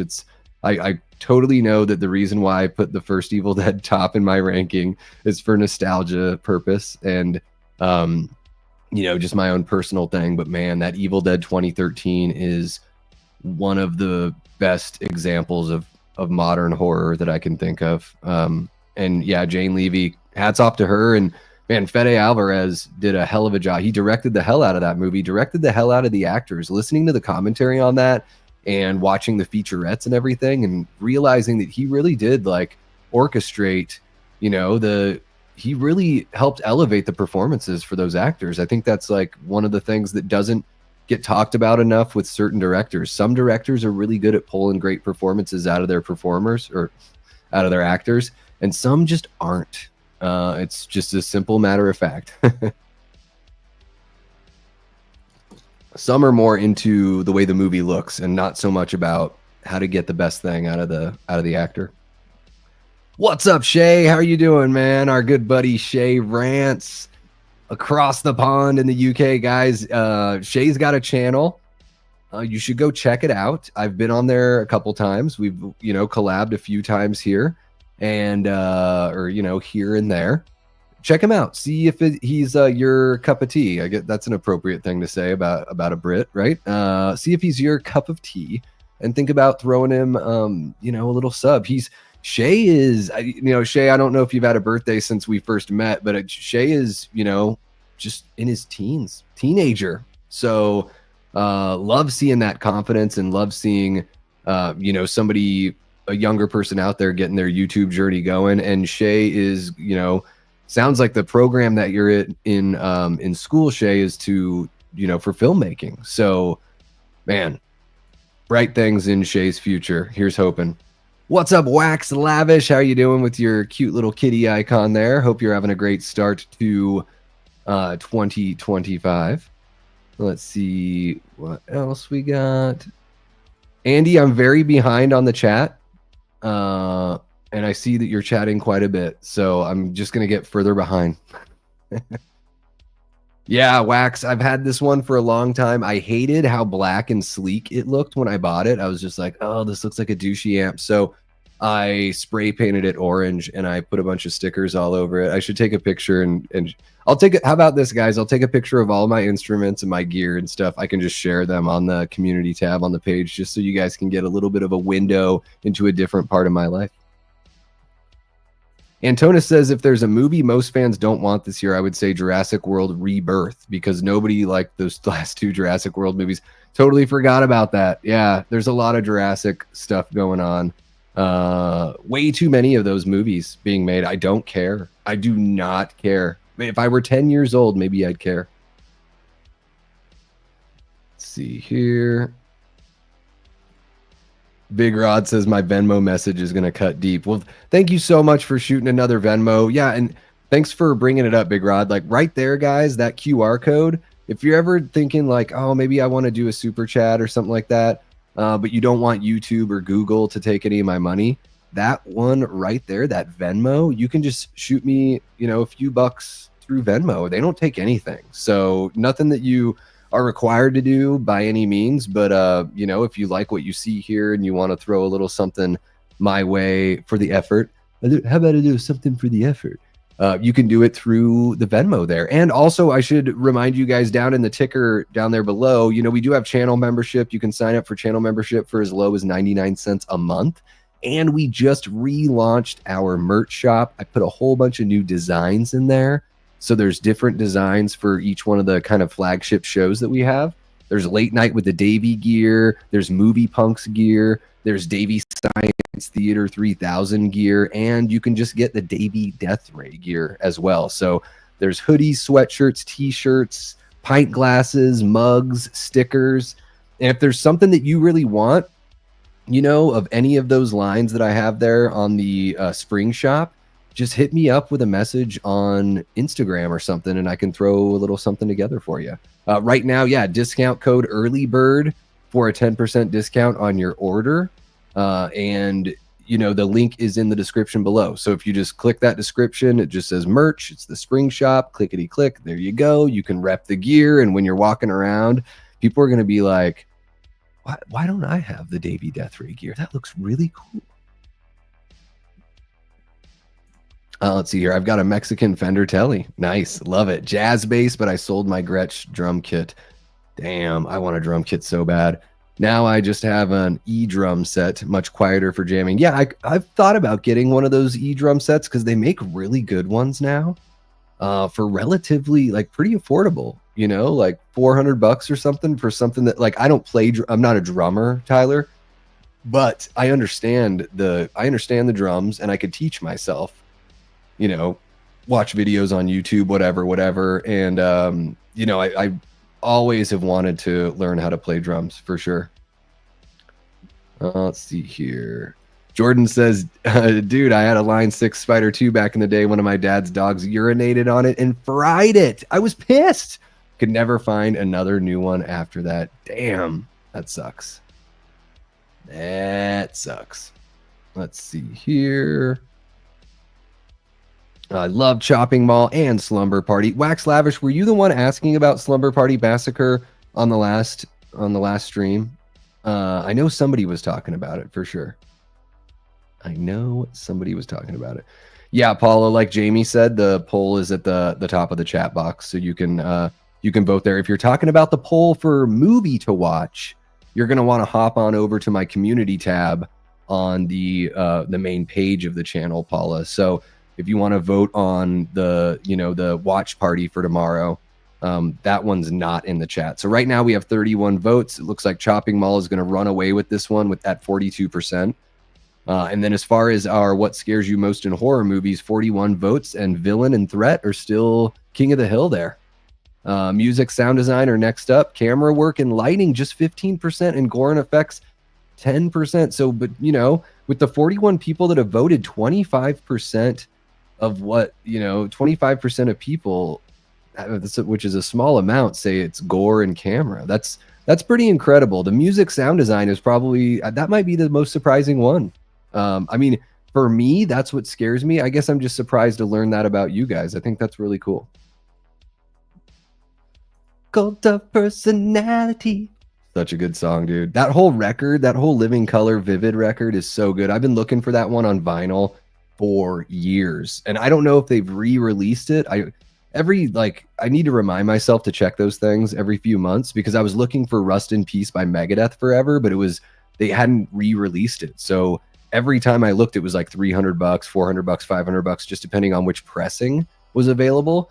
And then, year and a half, 2 years ago or something, they actually did a repress of it, and I was able to get it for like $30, and it sounds friggin' awesome. So I need to look for Vivid by Living Color. God, I love that whole record. The whole record is really good, and not every, like, the songs there's a good mix of like different kind of rock and roll in there. And that song is so apropos to the world the world we've always lived in. I think that's the great thing about the song, is you can always attribute it to what's going on in this world.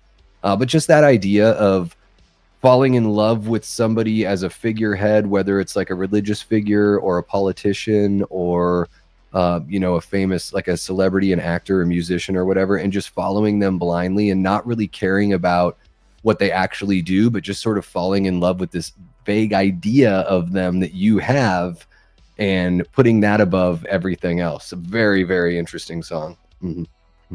Love it so much. Love it so much. Real snappy, Davey. Yeah, man, it's the detox. I swear. I swear. I love Jamie's like, oh my God, Davey, you never seemed not with it. I know, but maybe just a little bit sharper, maybe just a little bit clearer. I don't know. And then sometimes, guys, I probably have like streams where I just am more on the ball, and some streams where, for whatever reason, it's just like any other kind of performance. Like sometimes you're just more on, and other times not so much. Little Boozy Bert says, yeah, you're on point. Andy, I do see you.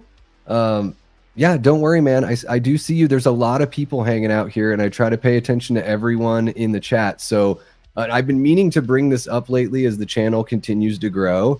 And I want everyone to absolutely feel welcome and everything here. But Andy, it looks like you're a little bit spam in the chat, a little bit.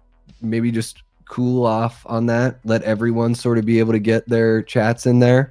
And, when I start seeing sort of the same things being said in the chat, or I see things that have nothing to do with what we're talking about, I might just skip them. So it's nothing personal. It's just that as we move on, with this channel, I just want to keep things kind of on the rails. So I've seen you. No need to spam the chat or anything. I want everyone to feel welcome here.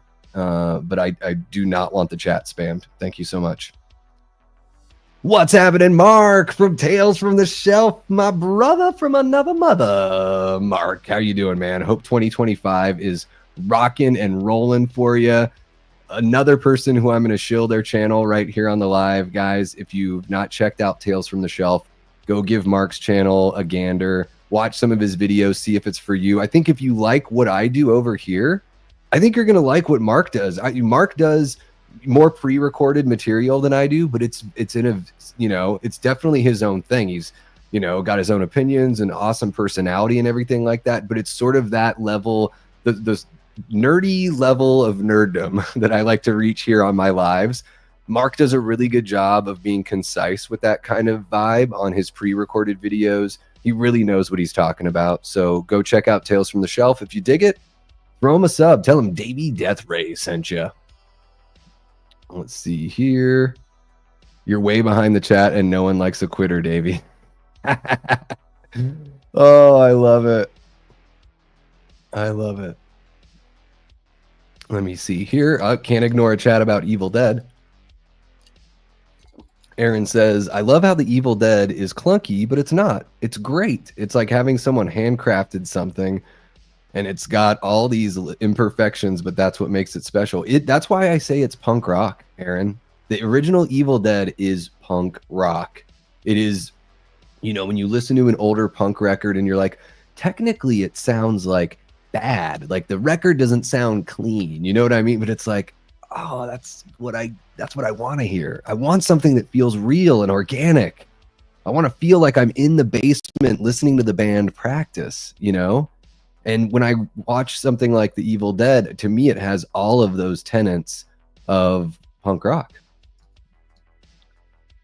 Let's see here. Kevin says the OG Evil Dead just feels so haunted to the core. It grows on me with every watch. Yeah, dude. When I first got into those movies, Evil Dead 2 was my favorite. And then the more I watched them, the more I was like, man, the first one's the best. And it ain't even close, in my opinion. It is not even close. Sure, Evil Dead 2 Dead by Dawn is more fun.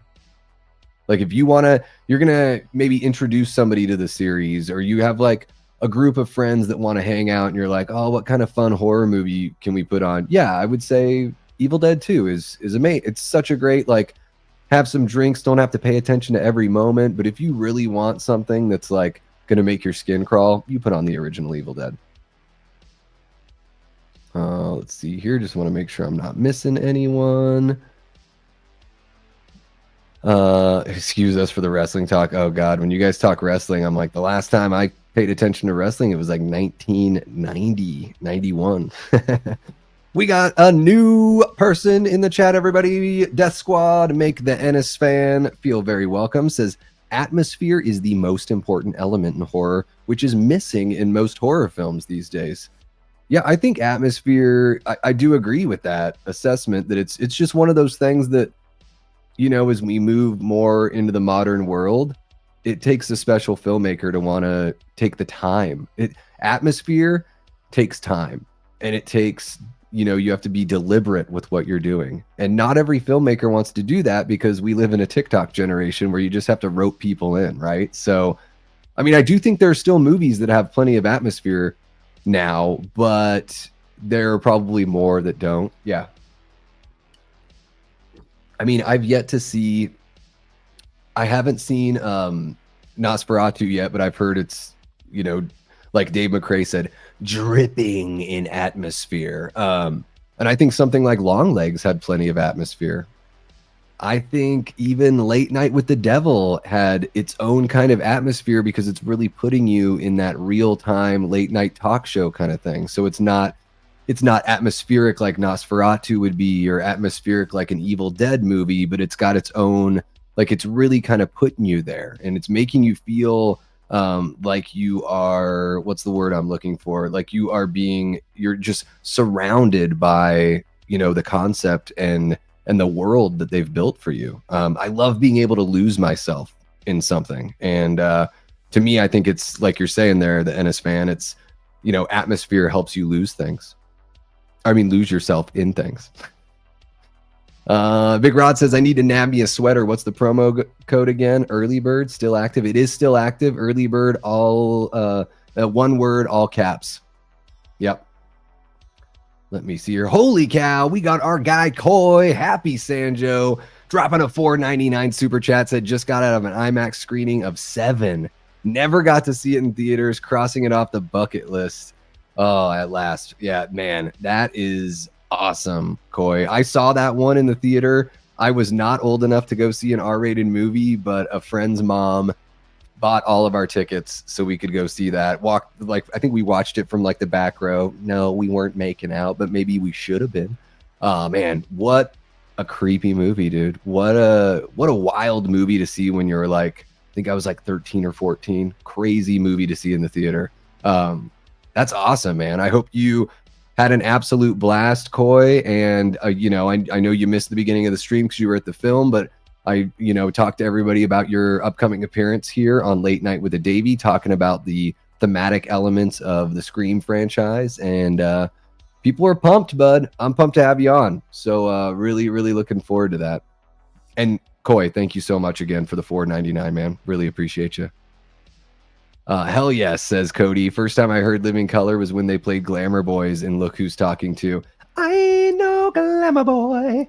I'm fierce. Yeah, such a good song. That Open Letter to a Landlord is a friggin' heartbreaker, man. Go listen to that song, everyone. An Open Letter to a Landlord, or just Open Letter to a Landlord, something like that. Really, really good track. That record is really fun, man. I swear. There are elements of that record that kind of remind me of Queen in a certain way, too. Yeah, big fan. Big fan. Let me see. Catch up here. Hey, you know what? I'm not blowing smoke, Mark. I wouldn't say it if I didn't believe it. Yeah, man. I really, really dig what you do. Let's see here. I feel like I'm getting kind of close. Maybe I'm getting kind of close. I don't know. There you go. Jamie dropped the link there. Really appreciate the mods. Keeping everything clean in here except for Jordan. He's allowed to be dirty. And then helping out with the links. Really appreciate you guys. Andy says, speaking of Evil Dead, what's everyone's thought on the TV show Ash versus Evil Dead? I really enjoyed that show, Andy. I had a friggin' blast with that one. I love Bruce Campbell. I think Dana DiLorenzo, who played Kelly, what an amazing performance she puts in there. Pablo, played by Ray Santiago, I believe. Those two, it's to do an Evil Dead show and to add characters that can actually hang with Ash and hang with Bruce Campbell as a performer.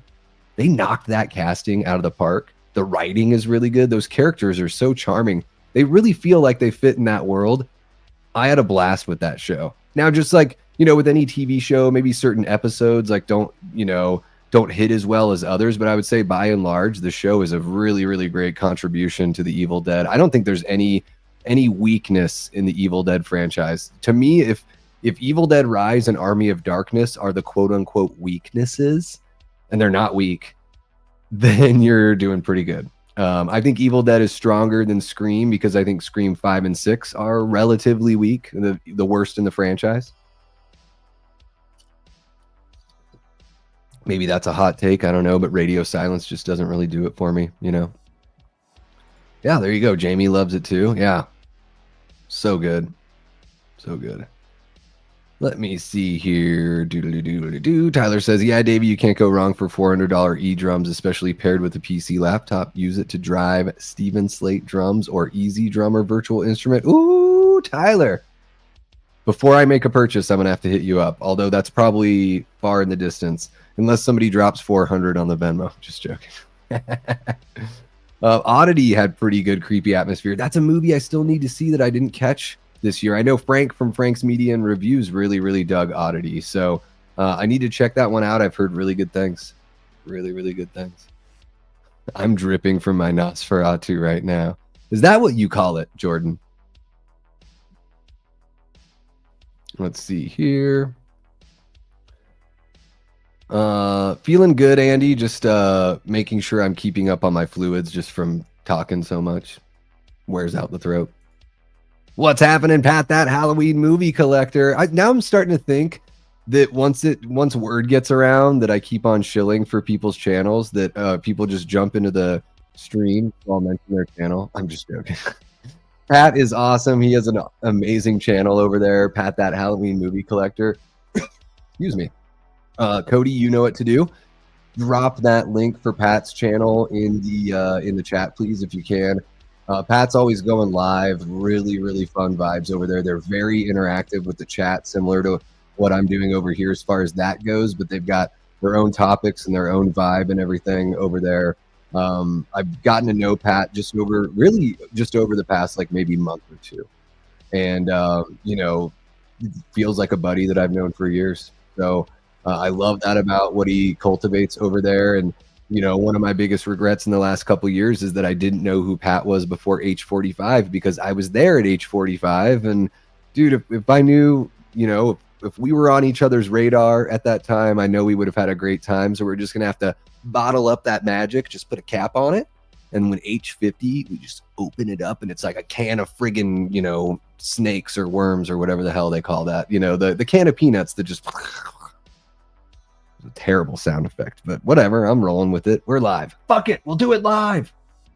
And Pat says, love Living Color. Saw them live back in the day. Roughest mosh pit I was ever in.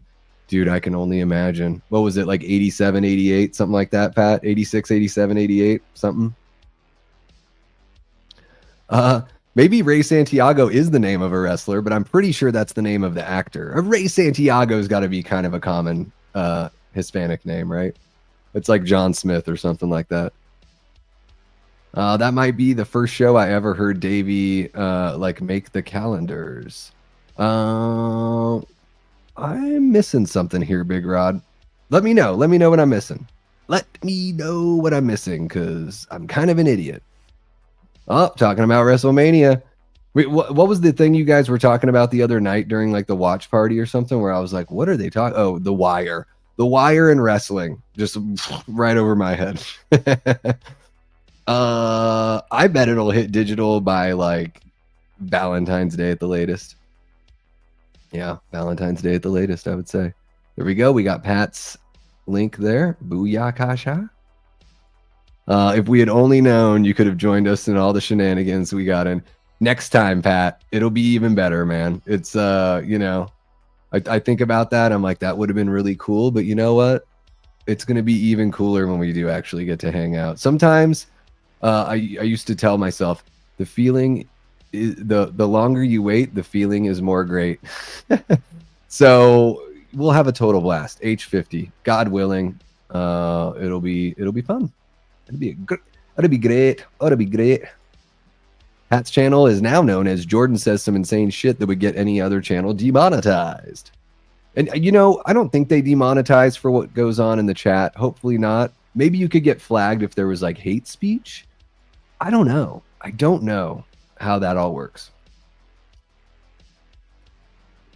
But I've never had any issues with YouTube threatening to demonetize me because of you, but it would be really funny. You're missing my fat finger. The first TV show you ever talked good about. Oh, Ash vs. Evil Dead. Yeah, probably. I like, sitcoms and stuff. Like I love the IT Crowd is one of my favorite sitcoms. I love Seinfeld. I love The Simpsons. Early Family Guy, American Dad. I dig. I grew up in the heyday of like Home Improvement. I think Home Improvement's really good. Old Roseanne, like dig that old Roseanne show. Mystery Science Theater 3000 is my favorite TV show of all time. So I guess when I badmouth shows, it's mostly like those 45-minute dramas that just turn into fucking soap operas. All they do is advertise their shit and get you to watch some meaningless fluff. It's terrible. Terrible. Dean says, sorry, I had a weird swallow there. Still getting over the sickness, apparently. Dean says, Davey, you help promote people's channels, and it's great for the community. We need more of that across here. The channels that do help others are gems. Well, I just figure it's like, sometimes it's the easiest thing you could say, right? So if I hop on someone's chat or whatever and I say, what's up, and they mention my channel, it takes 3 seconds. Now, maybe I dive into it a little bit more, but I also am like, you guys found your way over here, right? You either stumbled upon it on YouTube's front page, which is probably not very likely, or you found out about me through another, another channel, or me just being in the chat somewhere else. So, even if I'm, regardless of how I feel about the person's channel, if I know that they have a channel, I'm like, that's why I just say, go check it out. Check it out for yourself. Think about throwing them a sub, just whatever you can do. And yeah, I mean, since day one, Dean, I've been talking about, we got to lift each other up. in this community, not just the content creators. Everybody needs a pick me up every now and then. Even folks that are just hanging out in the chat, like you're going through a tough time, you need your community to help lift you up. And so I truly believe that you guys are here for me when I'm not feeling good. There are days when might be having a really, really rough day mentally, but as soon as I jump in here with you guys, it all washes away. Now it might come storming back when I'm done, but at least I get that break, and it's a healthy break and a healthy escape. And I think in our lives, as we move forward as a society, if you can have a healthy escape, because a lot of escapes, let's face it, they may be fun, but they're just not necessarily healthy. So, of course, I that's what being a community is all about, is helping each other and being there for one another, for sure. Absolutely. I'm serious about that shit. I don't just say it. I am serious. Kevin says, well-written dialogue and delivery can do so much, too. The scene with Tangina and Poltergeist telling Carol Ann's parents where she is and what's in there with her pretending to be a child gives me chills. That's a great point, too, Kevin. That's that world building, right? So that's an interesting, like, where would that fall in the category? It would fall in the villain threat. If we're going by the four, my very limited four, options there in the poll, it's that, the lore and the world building about what we're really dealing with here. Poltergeist is a masterpiece. Davey, remember when you told me to remind you to do a Seed of Chucky 5-star review live stream? Here's the reminder if you're still interested. Seed of Chucky 5-star review, where you're not going to get a 5-star Seed of Chucky review from me, Antonis. Please don't make that a goal, Jordan. Please don't make that a goal. All right, let's see who else we got in here. It looks like I'm pretty much caught up. There it is. Same here. Love to promote other YouTube channels that I like and have become friends with. This is for fun and my escape, not a competition. Well, yeah, you know what? The way I think about it, Pat, I'm competing with myself. I want my pre-recorded videos to get better. I want to be better live. I want to have a better experience for everyone watching. And so I compete with myself. And I feel like that this pie, the pie of like success on YouTube, it grows like this way, right? There's room for everyone to have just a little bit of that sliver. There's the Cody Leaches of the world, and I love Cody. And there's the big channels and all that stuff, and they may have a bigger piece of that pie, but there is room for everyone here on YouTube. I'm really serious about that too, for sure. And a rising tide raises all ships. So if we could be there for one another and create like a network, that can be pretty powerful, man. Let's see here. Evil Dead 2 has the most memorable kill where Jake gets his blood drained out. Oh yeah, he gets pulled into pulled by his chin into the cellar, and then it all starts spraying. Oh my gosh, what a fun. That's like, I'm sure you guys are Dead Alive fans or Brain Dead, depending on where you live.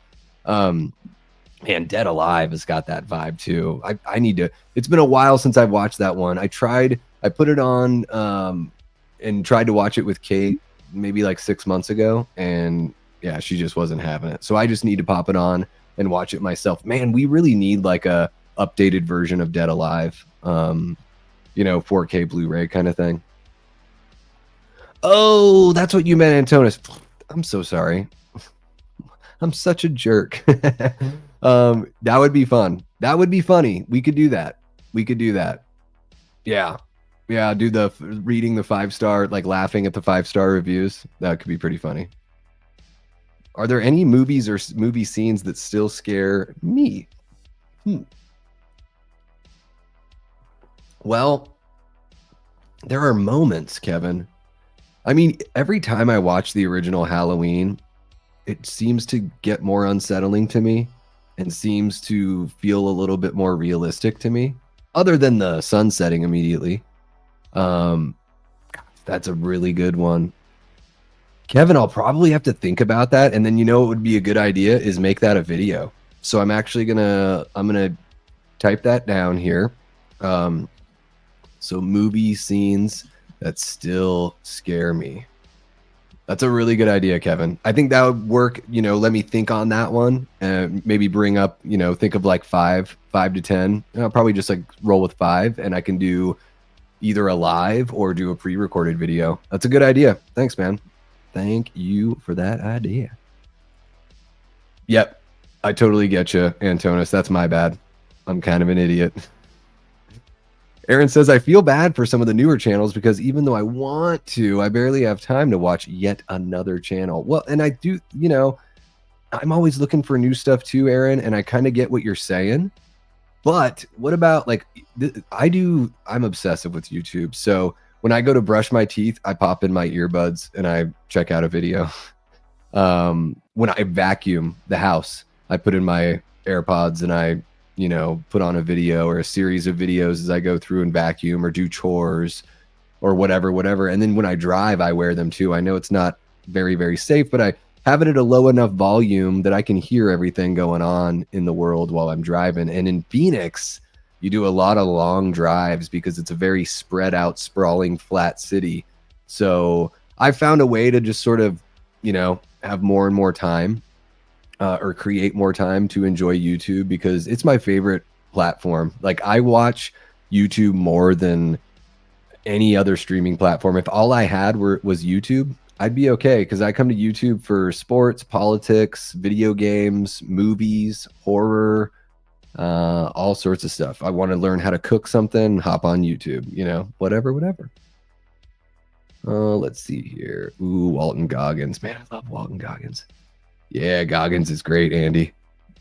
Big Rod says, well said, my guy. We're all just here to connect with one another about something great like horror movies. Yeah, and I feel incredibly fortunate and blessed that you guys choose to spend time with me. It's humbling, it's awesome, and I'm excited to just keep things growing. Like let's just keep it rolling. Tell your friends, y'all. Holy cow, we got a $2 super chat from Jordan Decker. Said, okay, I'm making you monetized instead. Really appreciate you, Jordan. I can't believe you didn't put a peach and an eggplant in there as well. Really appreciate you, man. Yeah, I got to know Jordan through Pat's channel as well. And Jordan is friggin' hilarious. Life of the party in the chat. And from everything I know, just a heck of a guy. So happy to know you, Jordan. Really appreciate you, man. I hope that, I know that the end of 2024 was, was rough for you and yours, but, there's a new beginning here with 2025. I hope you guys have nothing but blessings this year. And yeah, looking forward to getting to know you better. You'll have to come out to H50 here in a few years and kick it with all of us degenerates. Thank you so much for the 2, Jordan. Really appreciate you. And that puts us, 2 out of 5 out of our next goal. Guys, only 3 more super chats to reach our second goal. If we reach our second goal, I will jump on a live and I'll sing songs for you. I will give you a Davey Death Ray concert. I haven't done that in a really long time, like actually performed. And I won't just jump on and half-ass it. I will actually practice songs and put together a set list, and we'll do a legit, like I'll do like a half-hour set, something like that. So 3 more super chats and you guys get the Davey Death Ray concert. You guys have already unlocked and Ask Me Anything. Should have set the goal higher on that one. Which would be fun because I've never done an Ask Me Anything. So Ask Me Anything will be so much fun to do. I'm looking forward to that. All right. Yeah, man. Thank you so much. I really do. You guys, when I say that you guys fuel the channel, I don't just mean the super chats and hanging out and, being a sub or, being a channel member or a Patreon member. It's like, Kevin's got an awesome idea here for, I'm terrible at sitting. When I sit around and think like, what could I do on the channel? My brain is just like, I don't know what to do, Davey. So I really do appreciate that. Eli Cortez had one that I had brought up in the poll earlier today, which was like to talk about whether or not Leatherface is a slasher icon or a backwoods killer. Because there's a distinction, right, between slasher and backwoods.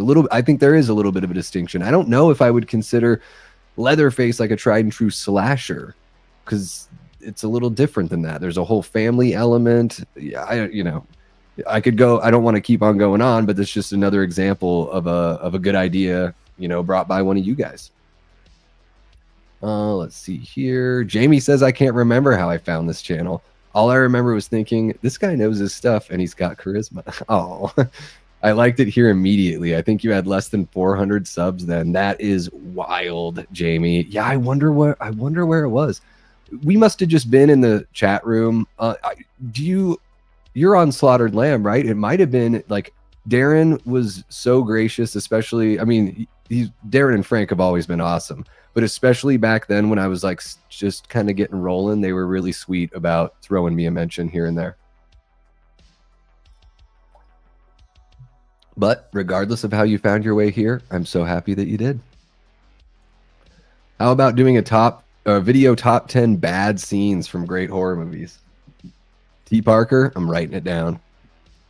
Top 10 bad scenes in great horror movies. And now I have to, I'm writing down your guys' names so I can give you a shout out and throw you some credit, because you guys deserve credit for supplying the ideas. I have YouTube on my TV like 90% of the time. 5% to movies, 5% to streaming services. Not even 1% for porn, Dean? I'm just joking. Oh, we have fun here. JFK was a good one. Good old Oliver Stone. Man, I watched that one when I was a kid. Yeah. Loved the JFK movie, says Leanna. Hey there, Leanna. How are you doing? It took licenses from the book Crossfire, but it's entertaining nonetheless. Yeah, I remember it being pretty entertaining for sure. Good old Donald Sutherland in there. Yeah. Oh my goodness. Another $2 super chat. This one from Big Rod, says Jordan Decker. You seem like a good fella. Hell yeah. And that brings us, wow, 3 out of 5 for the Davey Death Ray concert. Guys, all we need are 2 more super chats if you want me to do a concert. So, I don't know. Do you want it? I don't know if you do. I just don't know if you do. I don't know. Could I even handle it? That to me would be a chat. Like if that happens, then I really got to work. I'm almost hoping that we don't reach that second goal, because it would be very scary for me to do that. And I know it's probably seems like nothing that I could do here on YouTube would be scary to me, but that might be scarier than any movie I've ever seen. Best movie of the 2020s decade so far. When Evil Lurks has got to be up there. Maybe the best one I've seen so far in the 2020s. Saw JFK in the theater and then wrote my 11th grade midterm paper based on it. Boom, got an A+. Wow. Good timing. Good timing. If all goals are reached, I'll join Davey Death Ray for a live stream completely naked. You can blur it out if you want. Just completely naked, but the camera's only on your face so no one would know. You know, tree falling in the woods kind of idea there. Let's see here. Let's see. Yeah, Jamie, do you still have the term paper? Scream 4 through 6. Interesting. They have Billy Loomis's daughter, Rainy Meek's sister, and nephew and niece. Don't know they had any other relative. No, Billy Loomis's daughter is only in 5 and 6.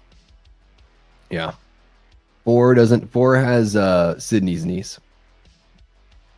Exactly, Dean. Me too. T. Parker says, I discovered you from Sledgehammer Horror, amazing channel, and thought you have an amazing voice and charisma. Thank you so much, man. Really appreciate you.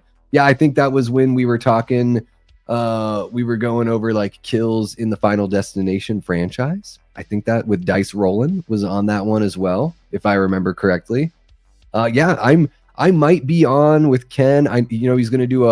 He's basically going to do a watch along of the Lions Vikings game, and I might end up doing a little color commentary with them on that stream. So we'll see what happens. But either way, I will be live on Frank's Media and Reviews this coming Tuesday with Sledgehammer Horror, Cody Leach, and Haunted Hippie. We're going to be talking about our top 5 horror movies of 2024 and the horror films of 2025 that we're most looking forward to. So that'll be a damn blast.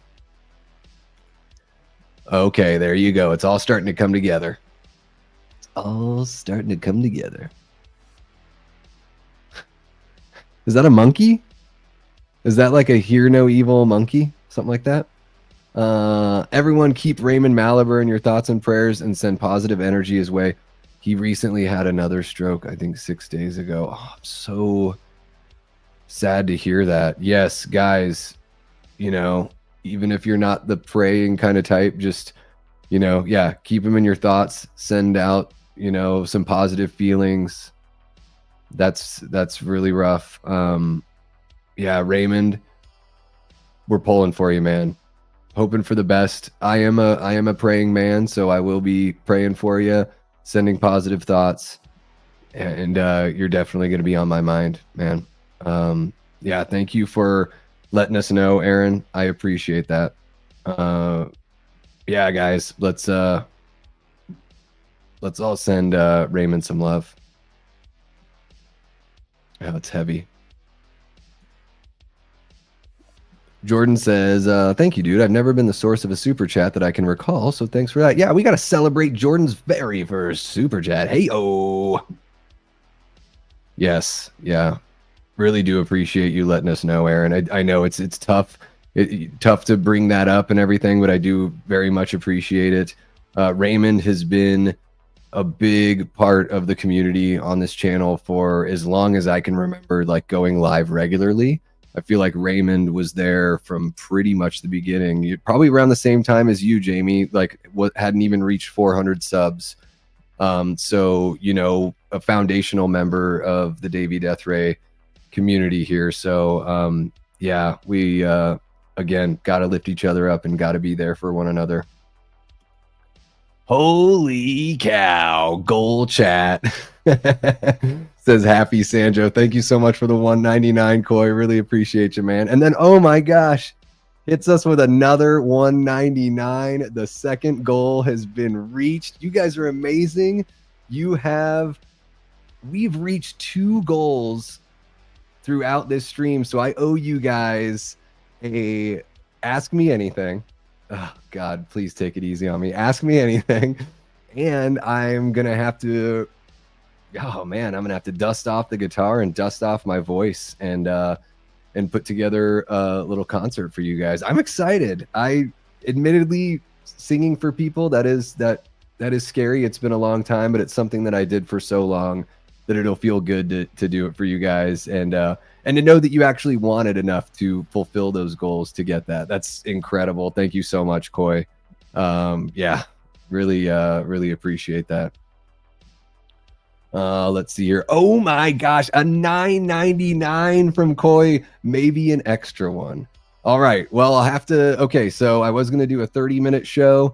Now the 30-minute concert is going to be closer to 40 minutes. I'll try not to talk too much in between songs and give you guys the real deal. Wow, you guys are amazing what you guys do for this channel. And wow. Wait, I don't even know what to say. I'm speechless. I am without speech. Thank you so much, Coy, for the $9.99, man. It's 2024 ended pretty rough for, you know, some personal reasons that I don't want to go into. You know, when I'm having a rough time, like I lean on you guys, and I feel so much love, not just because you are, you know, donating your money through Super Chat, but the fact that, you know, helping to reach some goals because you guys want to see some new stuff on the channel. Really do appreciate it, man. Oh my gosh, you're amazing, dude. You're amazing. We get it. Well, I'm gonna do a whole stream for it, Coy. So I'll set that up. I'm not gonna do it like super duper soon. I'll set it up. You know, I want to have time to practice and everything, but I want you to be able to attend. So I'll set it up so you can see it weeks ahead of time, and you can set that notification and make sure that you can be there. Right now, it's Kate is sleeping because she's going to do a sunrise hike tomorrow. So it's a little too late in the house for me to bust out the guitar and sing. I'm very loud when I sing. So I'm going to have to run some tests here with the equipment. Just sort of make sure I'm not going to blow the microphone out or anything like that. Put it at a safe distance. But yeah, we will set up a legit, like, you know, it's just going to be a stream that's going to be a Davey Death Ray concert. So it's going to be wild. Kevin says, not sure if you've already done this, but man, an Evil Dead watch along would be killer. It's cool when someone lights up defending and sharing their love for a film you do. Yeah, or a film like I do. Yeah, that would be great. I wonder, I usually like to do the watch parties when something is streaming somewhere else. That way people don't need a physical copy to watch along. I'm curious to know if the Evil Dead is streaming anywhere right now. Amazon Prime. Maybe you can watch it on Amazon. I have to do a little more digging. I would love to do that, Kevin. I could talk about Evil Dead all day long. I think really all I've done on the channel, other than talk about it in the lives, is did a ranking. I think that's pretty much it. Yes, Corey just wants you to get naked. That's exactly what it's all about. Davey, we gonna know what kind of drawers you rocking by then, by the end of this AMA. What do I wear? Puma jockey. There. Now you don't have to ask for that one.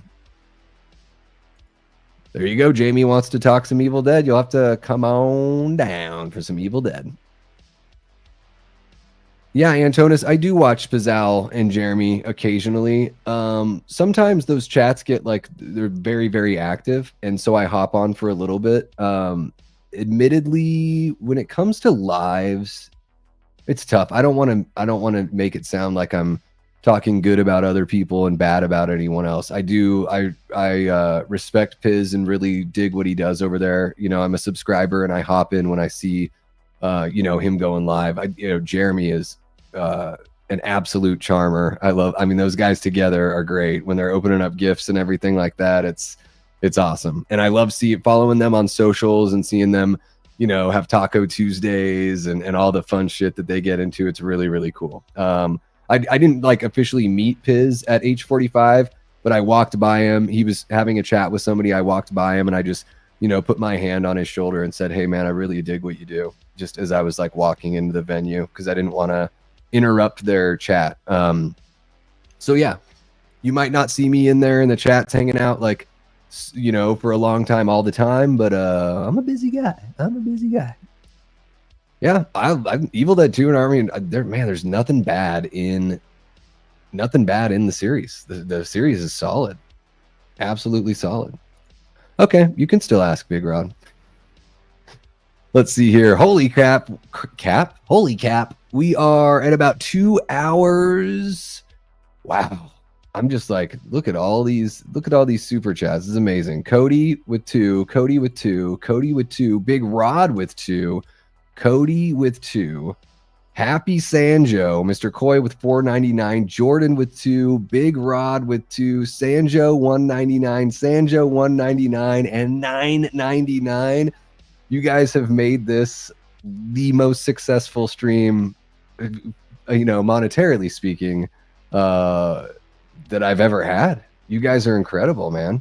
Absolutely incredible. Let's see. I'm curious to know how our poll is doing. My voice is getting a little tired. I don't want to, just run away on you guys, but it's getting a little bit later here, and I do want to save some of my voice for the watch party tomorrow. So let's see what we got on the poll here. 44 votes. 48% of people say it's the villain or the threat that scares them most in horror movies. 30% say it's the music and sound design. 14% say camera work and lighting, and just 9% say gore and effects. I think that's a good place to close out that poll. So that's what I've learned about you guys, is the most important things are a good villain or a good threat and good music and sound design. And I'm right there with you. It makes sense that you are hanging out on the Davey Death Ray channel. That's for damn sure. Let's see here. Let me check on the poll for the watch party. Now, totally different poll. It's not in the chat. You just have to go over to the community tab. We're going to do a watch party tomorrow. Let me know, by the way, if you're still in the chat, let me know afternoon or evening for the watch party. What would work best for you? Can't guarantee that you're going to get your way, but I just sort of want to gauge how you guys are feeling on that. So we have 36 votes for that one, and Chopping Mall is at 36%. Looks like it's going to be the winner. Frozen from 2010 is at 25%.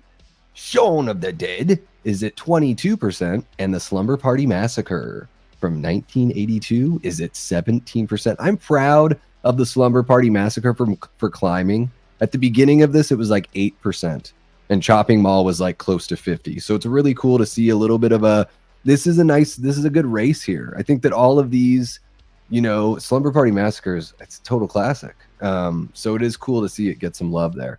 So make sure to vote on that poll if you want your voice to be heard as far as what we're going to check out for the watch party tomorrow.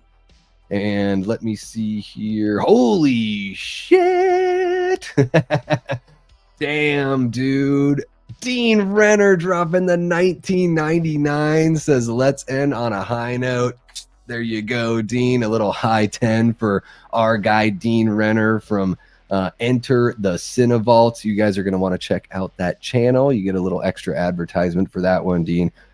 Wow, 1999. That might be the biggest super chat we've gotten here on the channel. I feel like a real YouTuber now getting a 1999.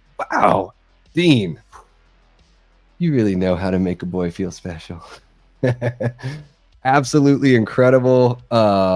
So yeah, whenever the watch party works for Dean's schedule tomorrow, that's when we're going to do party. So Dean, let me know, are you working tomorrow? Should we do earlier in the mid-afternoon, something like that? Let me know. Let's see here. I want to grab this one here. Kevin Ketchy says, I'm going through a pretty challenging time as well and found this channel during the start of it last year. I know it goes both ways, but thanks for always providing an outlet. This is a great place. Man, I mean, that's what it's all about, dude. It's so awesome that you can come here to sort of unplug from that, healthy escape, and find your people that, like the kind of stuff that you like. And I feel like everyone here is so sweet and so friendly and so respectful of each other and different opinions. And, even though Cody Snyder just, I guess he hates me because he's not going to ever watch Halloween Ends again, but I still love the guy. But yeah, that's, and the thing too, that's important to remember is there's always going to be challenges in life, right? You deal with one fire and another fire is starting to brew, so we have ups and downs, and it's really cool to have people support you when you're in a down spot. And then it's really cool to celebrate and then maybe help somebody when you're up and they're down, it's like, and we gotta, I don't sit here and talk about mental health ad nauseum or anything on the channel, but I do think it's something that people should be free to discuss with the people that they trust, right? And you have to set those own boundaries for yourself, of course. I truly believe in setting boundaries. I feel like a world without boundaries is a lost world, but everyone should be able to set their own. And yeah, Kevin, I think it's really cool that you found the channel. I'm so excited as things continue to grow here on the channel. We're going to see more stories like this where people, come in and feel so welcome, and maybe we help them through a tough time, and then maybe next time around they help us. And it's a really, really sweet. Thank you so much for sharing that, man. It takes vulnerability to share that kind of stuff, and I think that vulnerability is a very, very admirable quality. I know that not everyone agrees with me on that one. Maybe it comes off as not masculine or whatever, but I'm not going to try and pretend to be something I'm not. I just can't do that. I gotta live with myself. Right. So, really appreciate you sharing that, Kevin. And yeah, thank you so much for being a member of the community. And more madness. Oh my God. Boom. Coy doesn't even have anything to say. He's just blank. He's just dropping it. He's dropping the mic. Boom. 1999 from Happy Sanjo. He is trying to get a naked concert, I think, between these two guys. I am beside myself. I feel like the stream can't end. I feel like I have to keep on talking now. I feel like I owe you guys the world. Thank you so much, Coy. Really appreciate it, man. We're gonna make this Scream theme stream on Late Night with the Davey a little something extra special just for you, my guy. Really appreciate you guys going above and beyond. And just wow, just being so gracious with your time, with your vulnerability, and with your sweet cash. Aaron says, Davey, or asks Davey, do you ever feel like, generally speaking, movies have gotten colder and have less feeling because we as a society seem to be heading that way in many ways? I feel like there's not as much patience for entertainment. So I don't know if we're colder or we're just like, we have these supercomputers in the palm of our hand. It's so easy for attention to be pulled in so many different ways because we're so much more connected than we ever have been as a global society. And so I think people are way more distracted. So you have to grab people's attention with like a hook. And nothing wrong with a hook. I think hooks are there in music and movies, and they have been forever. But I think sometimes people, I'll use an example. I really loved Longlegs. I thought it was great. I think it's one of the most beautiful looking films I've seen in a really long time. The camera placement and movement, especially, was gripping to me. Now, I'm the kind of guy that likes that sort of stuff. Maybe not everyone likes that kind of stuff, but I have heard, people that have like sort of poo-pooed it for like, what does it really do? Like the movie is just like sort of there. And I think to myself, I think that's not everyone. Of course, somebody, maybe it just doesn't fit their taste, but I do think that there may be some people that because of the marketing or because of the hype, they wanted Longlegs to be something that was a bit more like driving and a bit more like go, when that's really not the kind of movie that it is meant to be, or even the movie that it was advertised to be. So I think that people are just like not as patient, and even like, the younger folks, kids in their 20s and stuff with Terrifier and all that, they might look at movies that have less gore and be like, well, why would I watch that when I could watch Terrifier? And it's like, well, you could watch that because it's still good. Not everything. If everything were to the level of Terrifier, it would all be, we'd be numb to it, right? So it's cool that Terrifier stands out as its own special thing, but I like dynamics. I like a little bit of everything. Like, even you guys have heard me say this on the channel, even when watching a slasher movie, I don't mind an off-screen kill or two. And then maybe a kill that the big kill that you really linger on or whatever. And then there's, there's so many different ways you can do that in a slasher movie. And I think it's fun when some of the slasher movies give you a mixtape and it's not just balls to the wall the whole time like Terrifier. And again, like Terrifiers, I'm glad that Terrifier exists. I don't need any other franchises like Terrifier because Terrifier is good enough for me. But yeah, I don't know if it's, maybe we are colder. I really do feel a change coming, Aaron. I feel like people are starting to wake up a little bit, and I do see good things on the horizon. It's always going to be tough, and human beings are never going to be perfect, and we're always going to struggle with certain things as a society. But I think they're, with especially what's been going on in our country, and then we've even seen it happening, in Canada and across the pond. I think there are some people that are sort of like, you know what, enough is enough now, because I feel like a reasonable person that's very, very nice, and now I'm being told by extremists that that just ain't good enough. And I think that we're about to see something new and good on the horizon. But whatever, I'm a romantic, so who knows? I just gotta, one more time. I mean, boom, look at that, Dean. Let's end on a high note. Oh my God, I love you, Dean. And then Coy, love you, bud. That's amazing. Amazing. And look at this. Pat is gifting a Davey Death Ray membership. Who ends up getting this membership? What's going on here? Where is it? Where the hell is it? Okay. Ooh, HoodTube. I don't know if it's so funny. You realize when people get gifted a membership, you figure I don't think they have to be a sub, because I've been gifted a membership without subscribing to a channel, but I hang out on the chats or I've watched the videos. Like I was just getting into the channel and got gifted a membership. So it's cool to see. So HoodTube, maybe you've been lurking in the chat. Maybe you've been watching some of the other videos. Congratulations on getting a membership gifted. And you know what, guys? That reminds me, I was going to give away some memberships myself. So let's have a little fun here. It is a new month. So let me see here. Boom. I'm gifting 5 memberships right now. I meant to do that at the beginning of the stream. Oh, Davey. So let's see here. Who do we got? Ghost Pirate Entertainment. So our guy Kanan got gifted a membership. Barry Haddocks, Raggedy Man, Tiffany Patenot, and Steve Ross. Steve Ross from over there at the Dave McCrae channel. Our guy Steve. Steve, I hope you are doing well, man. I know you've been on your own fight, as of late, and man, awesome to see that you got gifted a membership.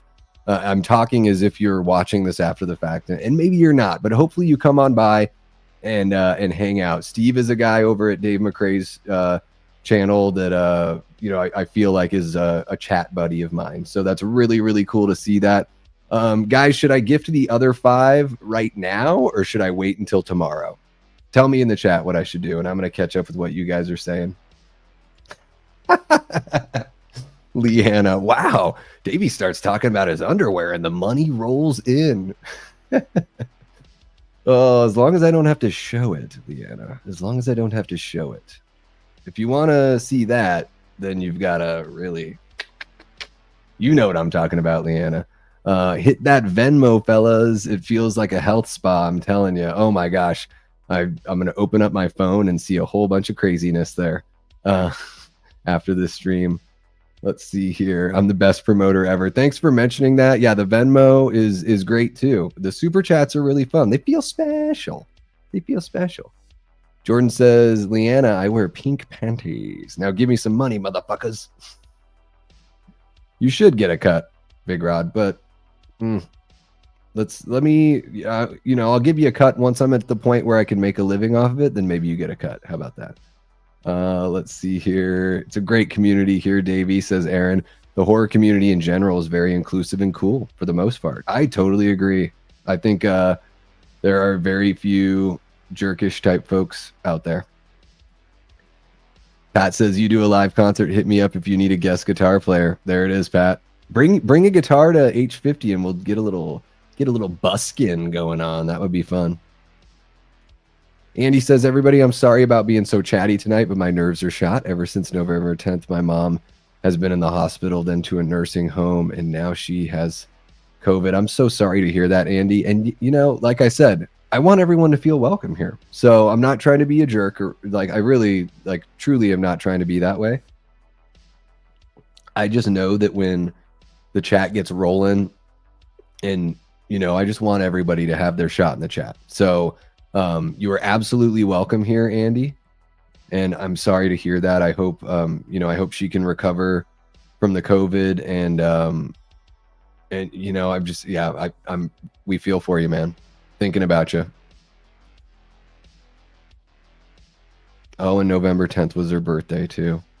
Well, I hope she can recover, and, nursing homes, I know that's a whole spectrum right there. So I hope that there's, some enrichment and fulfillment there, for her in that situation as well.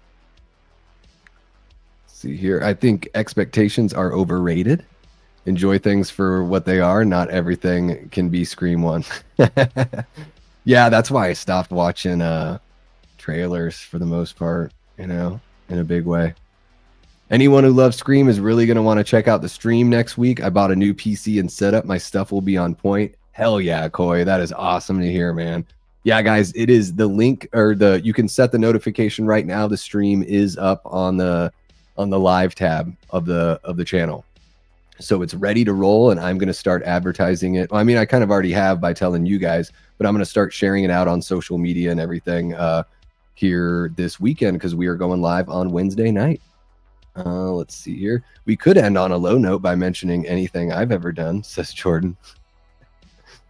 And Coy is doing actual homework style research. This is going to be fun, man. This is going to be really cool. This is going to be a little bit of a different kind of feel for a Late Night with the Davey episode. But I want to see what we can do with this show. I want to have more discussions on Late Night with the Davey. When we bring on an actor or a writer or a director or something like that, we can do more of an interview kind of thing. And then when we're bringing on content creators, I want to have discussions of topics, similar to what we did here tonight, but something that's got a little bit of a structure to it, but still includes the audience and, tantalizes everybody.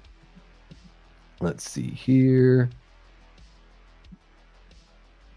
Tomorrow. Okay, I'll give away the other 5 tomorrow because Jamie says so, and I've got to listen to Mom.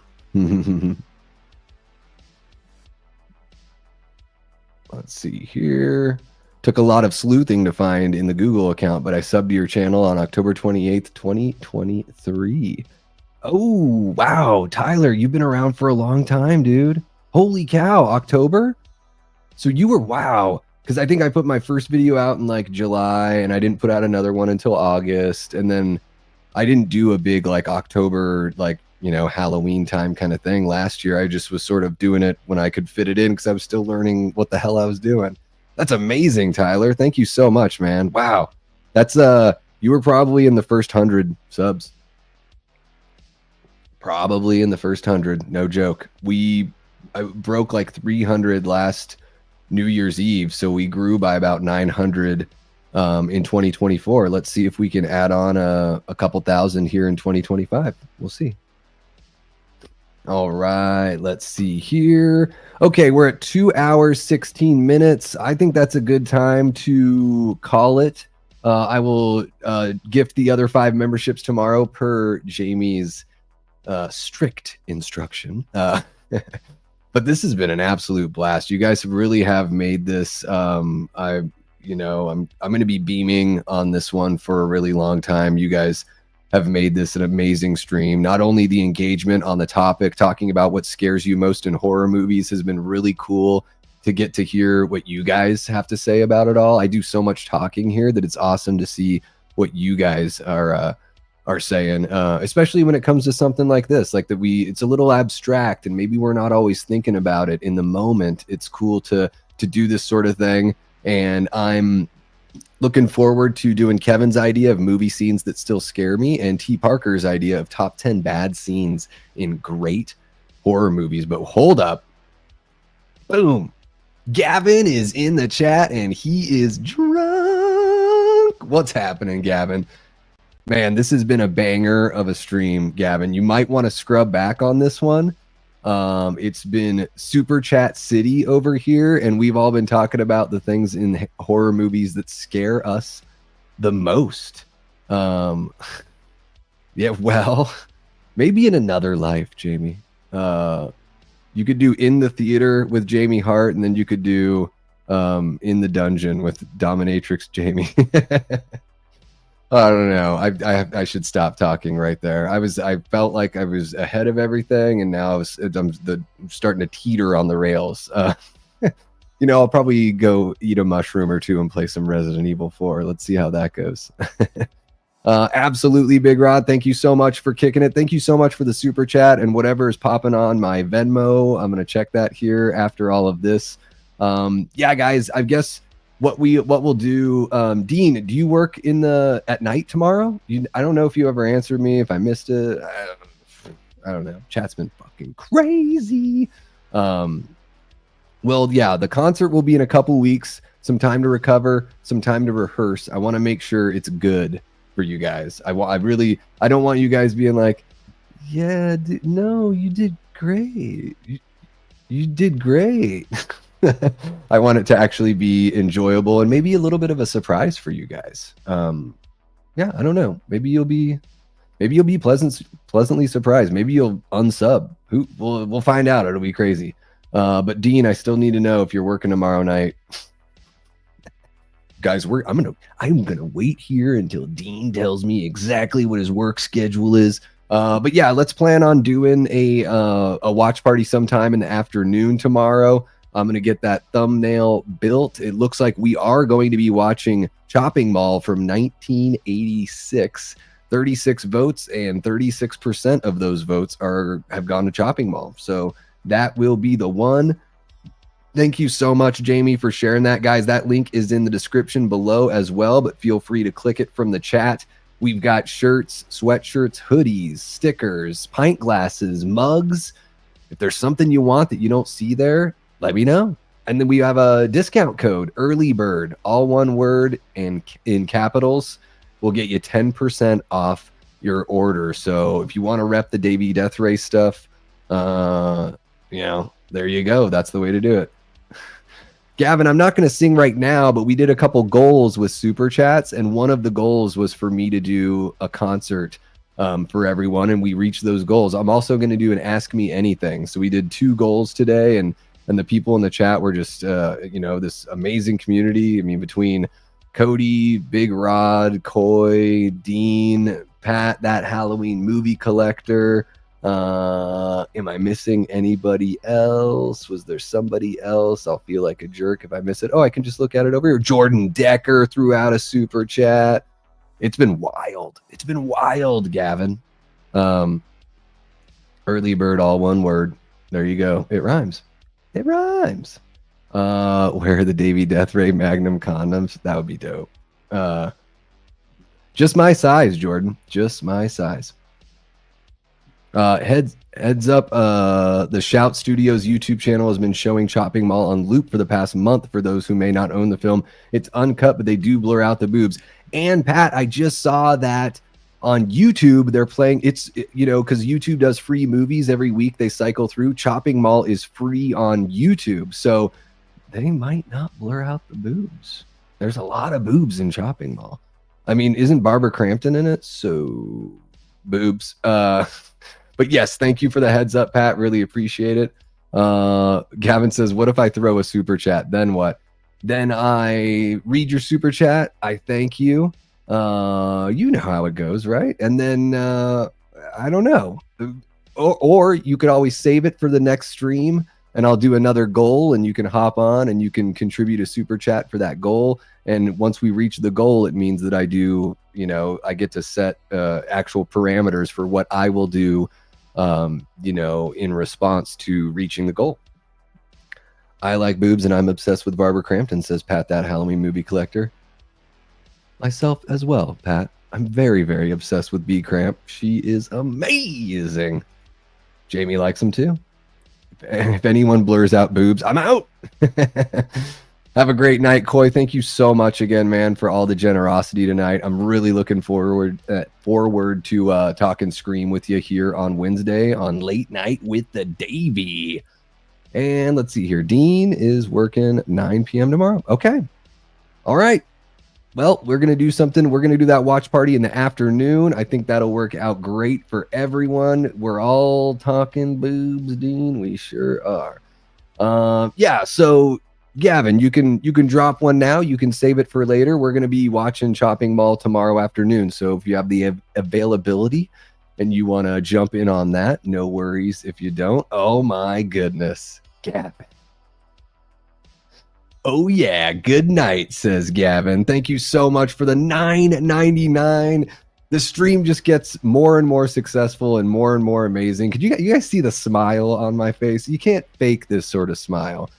Gavin, I hope that your drunkenness is as smooth as possible. I hope there's no sickness, no weirdness, no spins, none of that crap that you wake up tomorrow feeling like, oof, yeah, I'm ready to tackle another day. That's the best kind of drunk to reach when you're at that peak spot right there, right?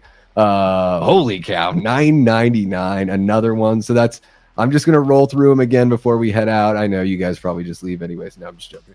Cody, Big Rod, Cody, Happy Sanjo, Jordan, Big Rod, Happy Sanjo, Dean Renner, Happy Sanjo, Pat that Halloween movie collector, and Mud Nelson. Thank you so much for the super chats, guys. You are amazing. This is incredible. I know I can't expect every stream to be like this, nor would I ever do that, because that would be incredibly spoiled and ungrateful of me. But it's amazing when it rolls out like this. And I know that as this community continues to grow, we're just going to have more and more fun nights hanging out, talking horror, and me singing songs. And thank you, Leanna. She says, please don't forget to like the stream, subscribe to the channel, share with a friend, and consider joining the Death Squad. Just 99 cents a month, y'all. Just 99 cents a month. Hope you guys have a great... I appreciate skipping the Oxford comma. I like it sometimes, but not always necessary. This has been amazing. Thank you guys so much. Really appreciate each and every one of the folks who hung out in the chat, chatted it up with us, told us what scares them in horror movies. All the subscribers, you guys are amazing. The Patreon members, love you so much. The channel members, oh my gosh, it's incredible.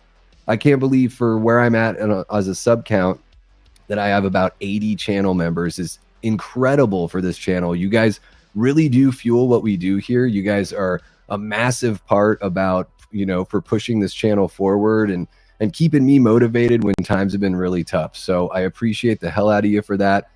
Real quick again, before I head out, if you pray, send some prayers to Raymond or up for Raymond. If that's not your bag, just, think some positive thoughts. Just keep him in your thoughts. We want our guy to get better and to be, back with us chatting some horror and hanging out. So, Raymond, if you're watching this, man, we're thinking about you. Hope you get better soon. We love you, man. And, we want to see you in the chat. So yeah, guys, I will be back tomorrow afternoon for Chopping Mall. Really looking forward to it. Also, before we go, I got to thank the Death Squad mods. Tonight, it's been Leanna Bevy Jamie Hart, and Cody Snyder. You guys are amazing. Yes, positive vibes for Raymond. Prayers up for Raymond. Absolutely. Jamie drank too much tea, so she's got to go. Big Rod throwing up that. Antonis as well. Really, really appreciate you guys. Yeah, we will convene again tomorrow. I'm super pumped to watch Chopping Mall with you guys. I've only seen it once, and I'm really excited to check it out again. So, you know what? Until next time, I've been and will continue being Davey Death Ray. Take care.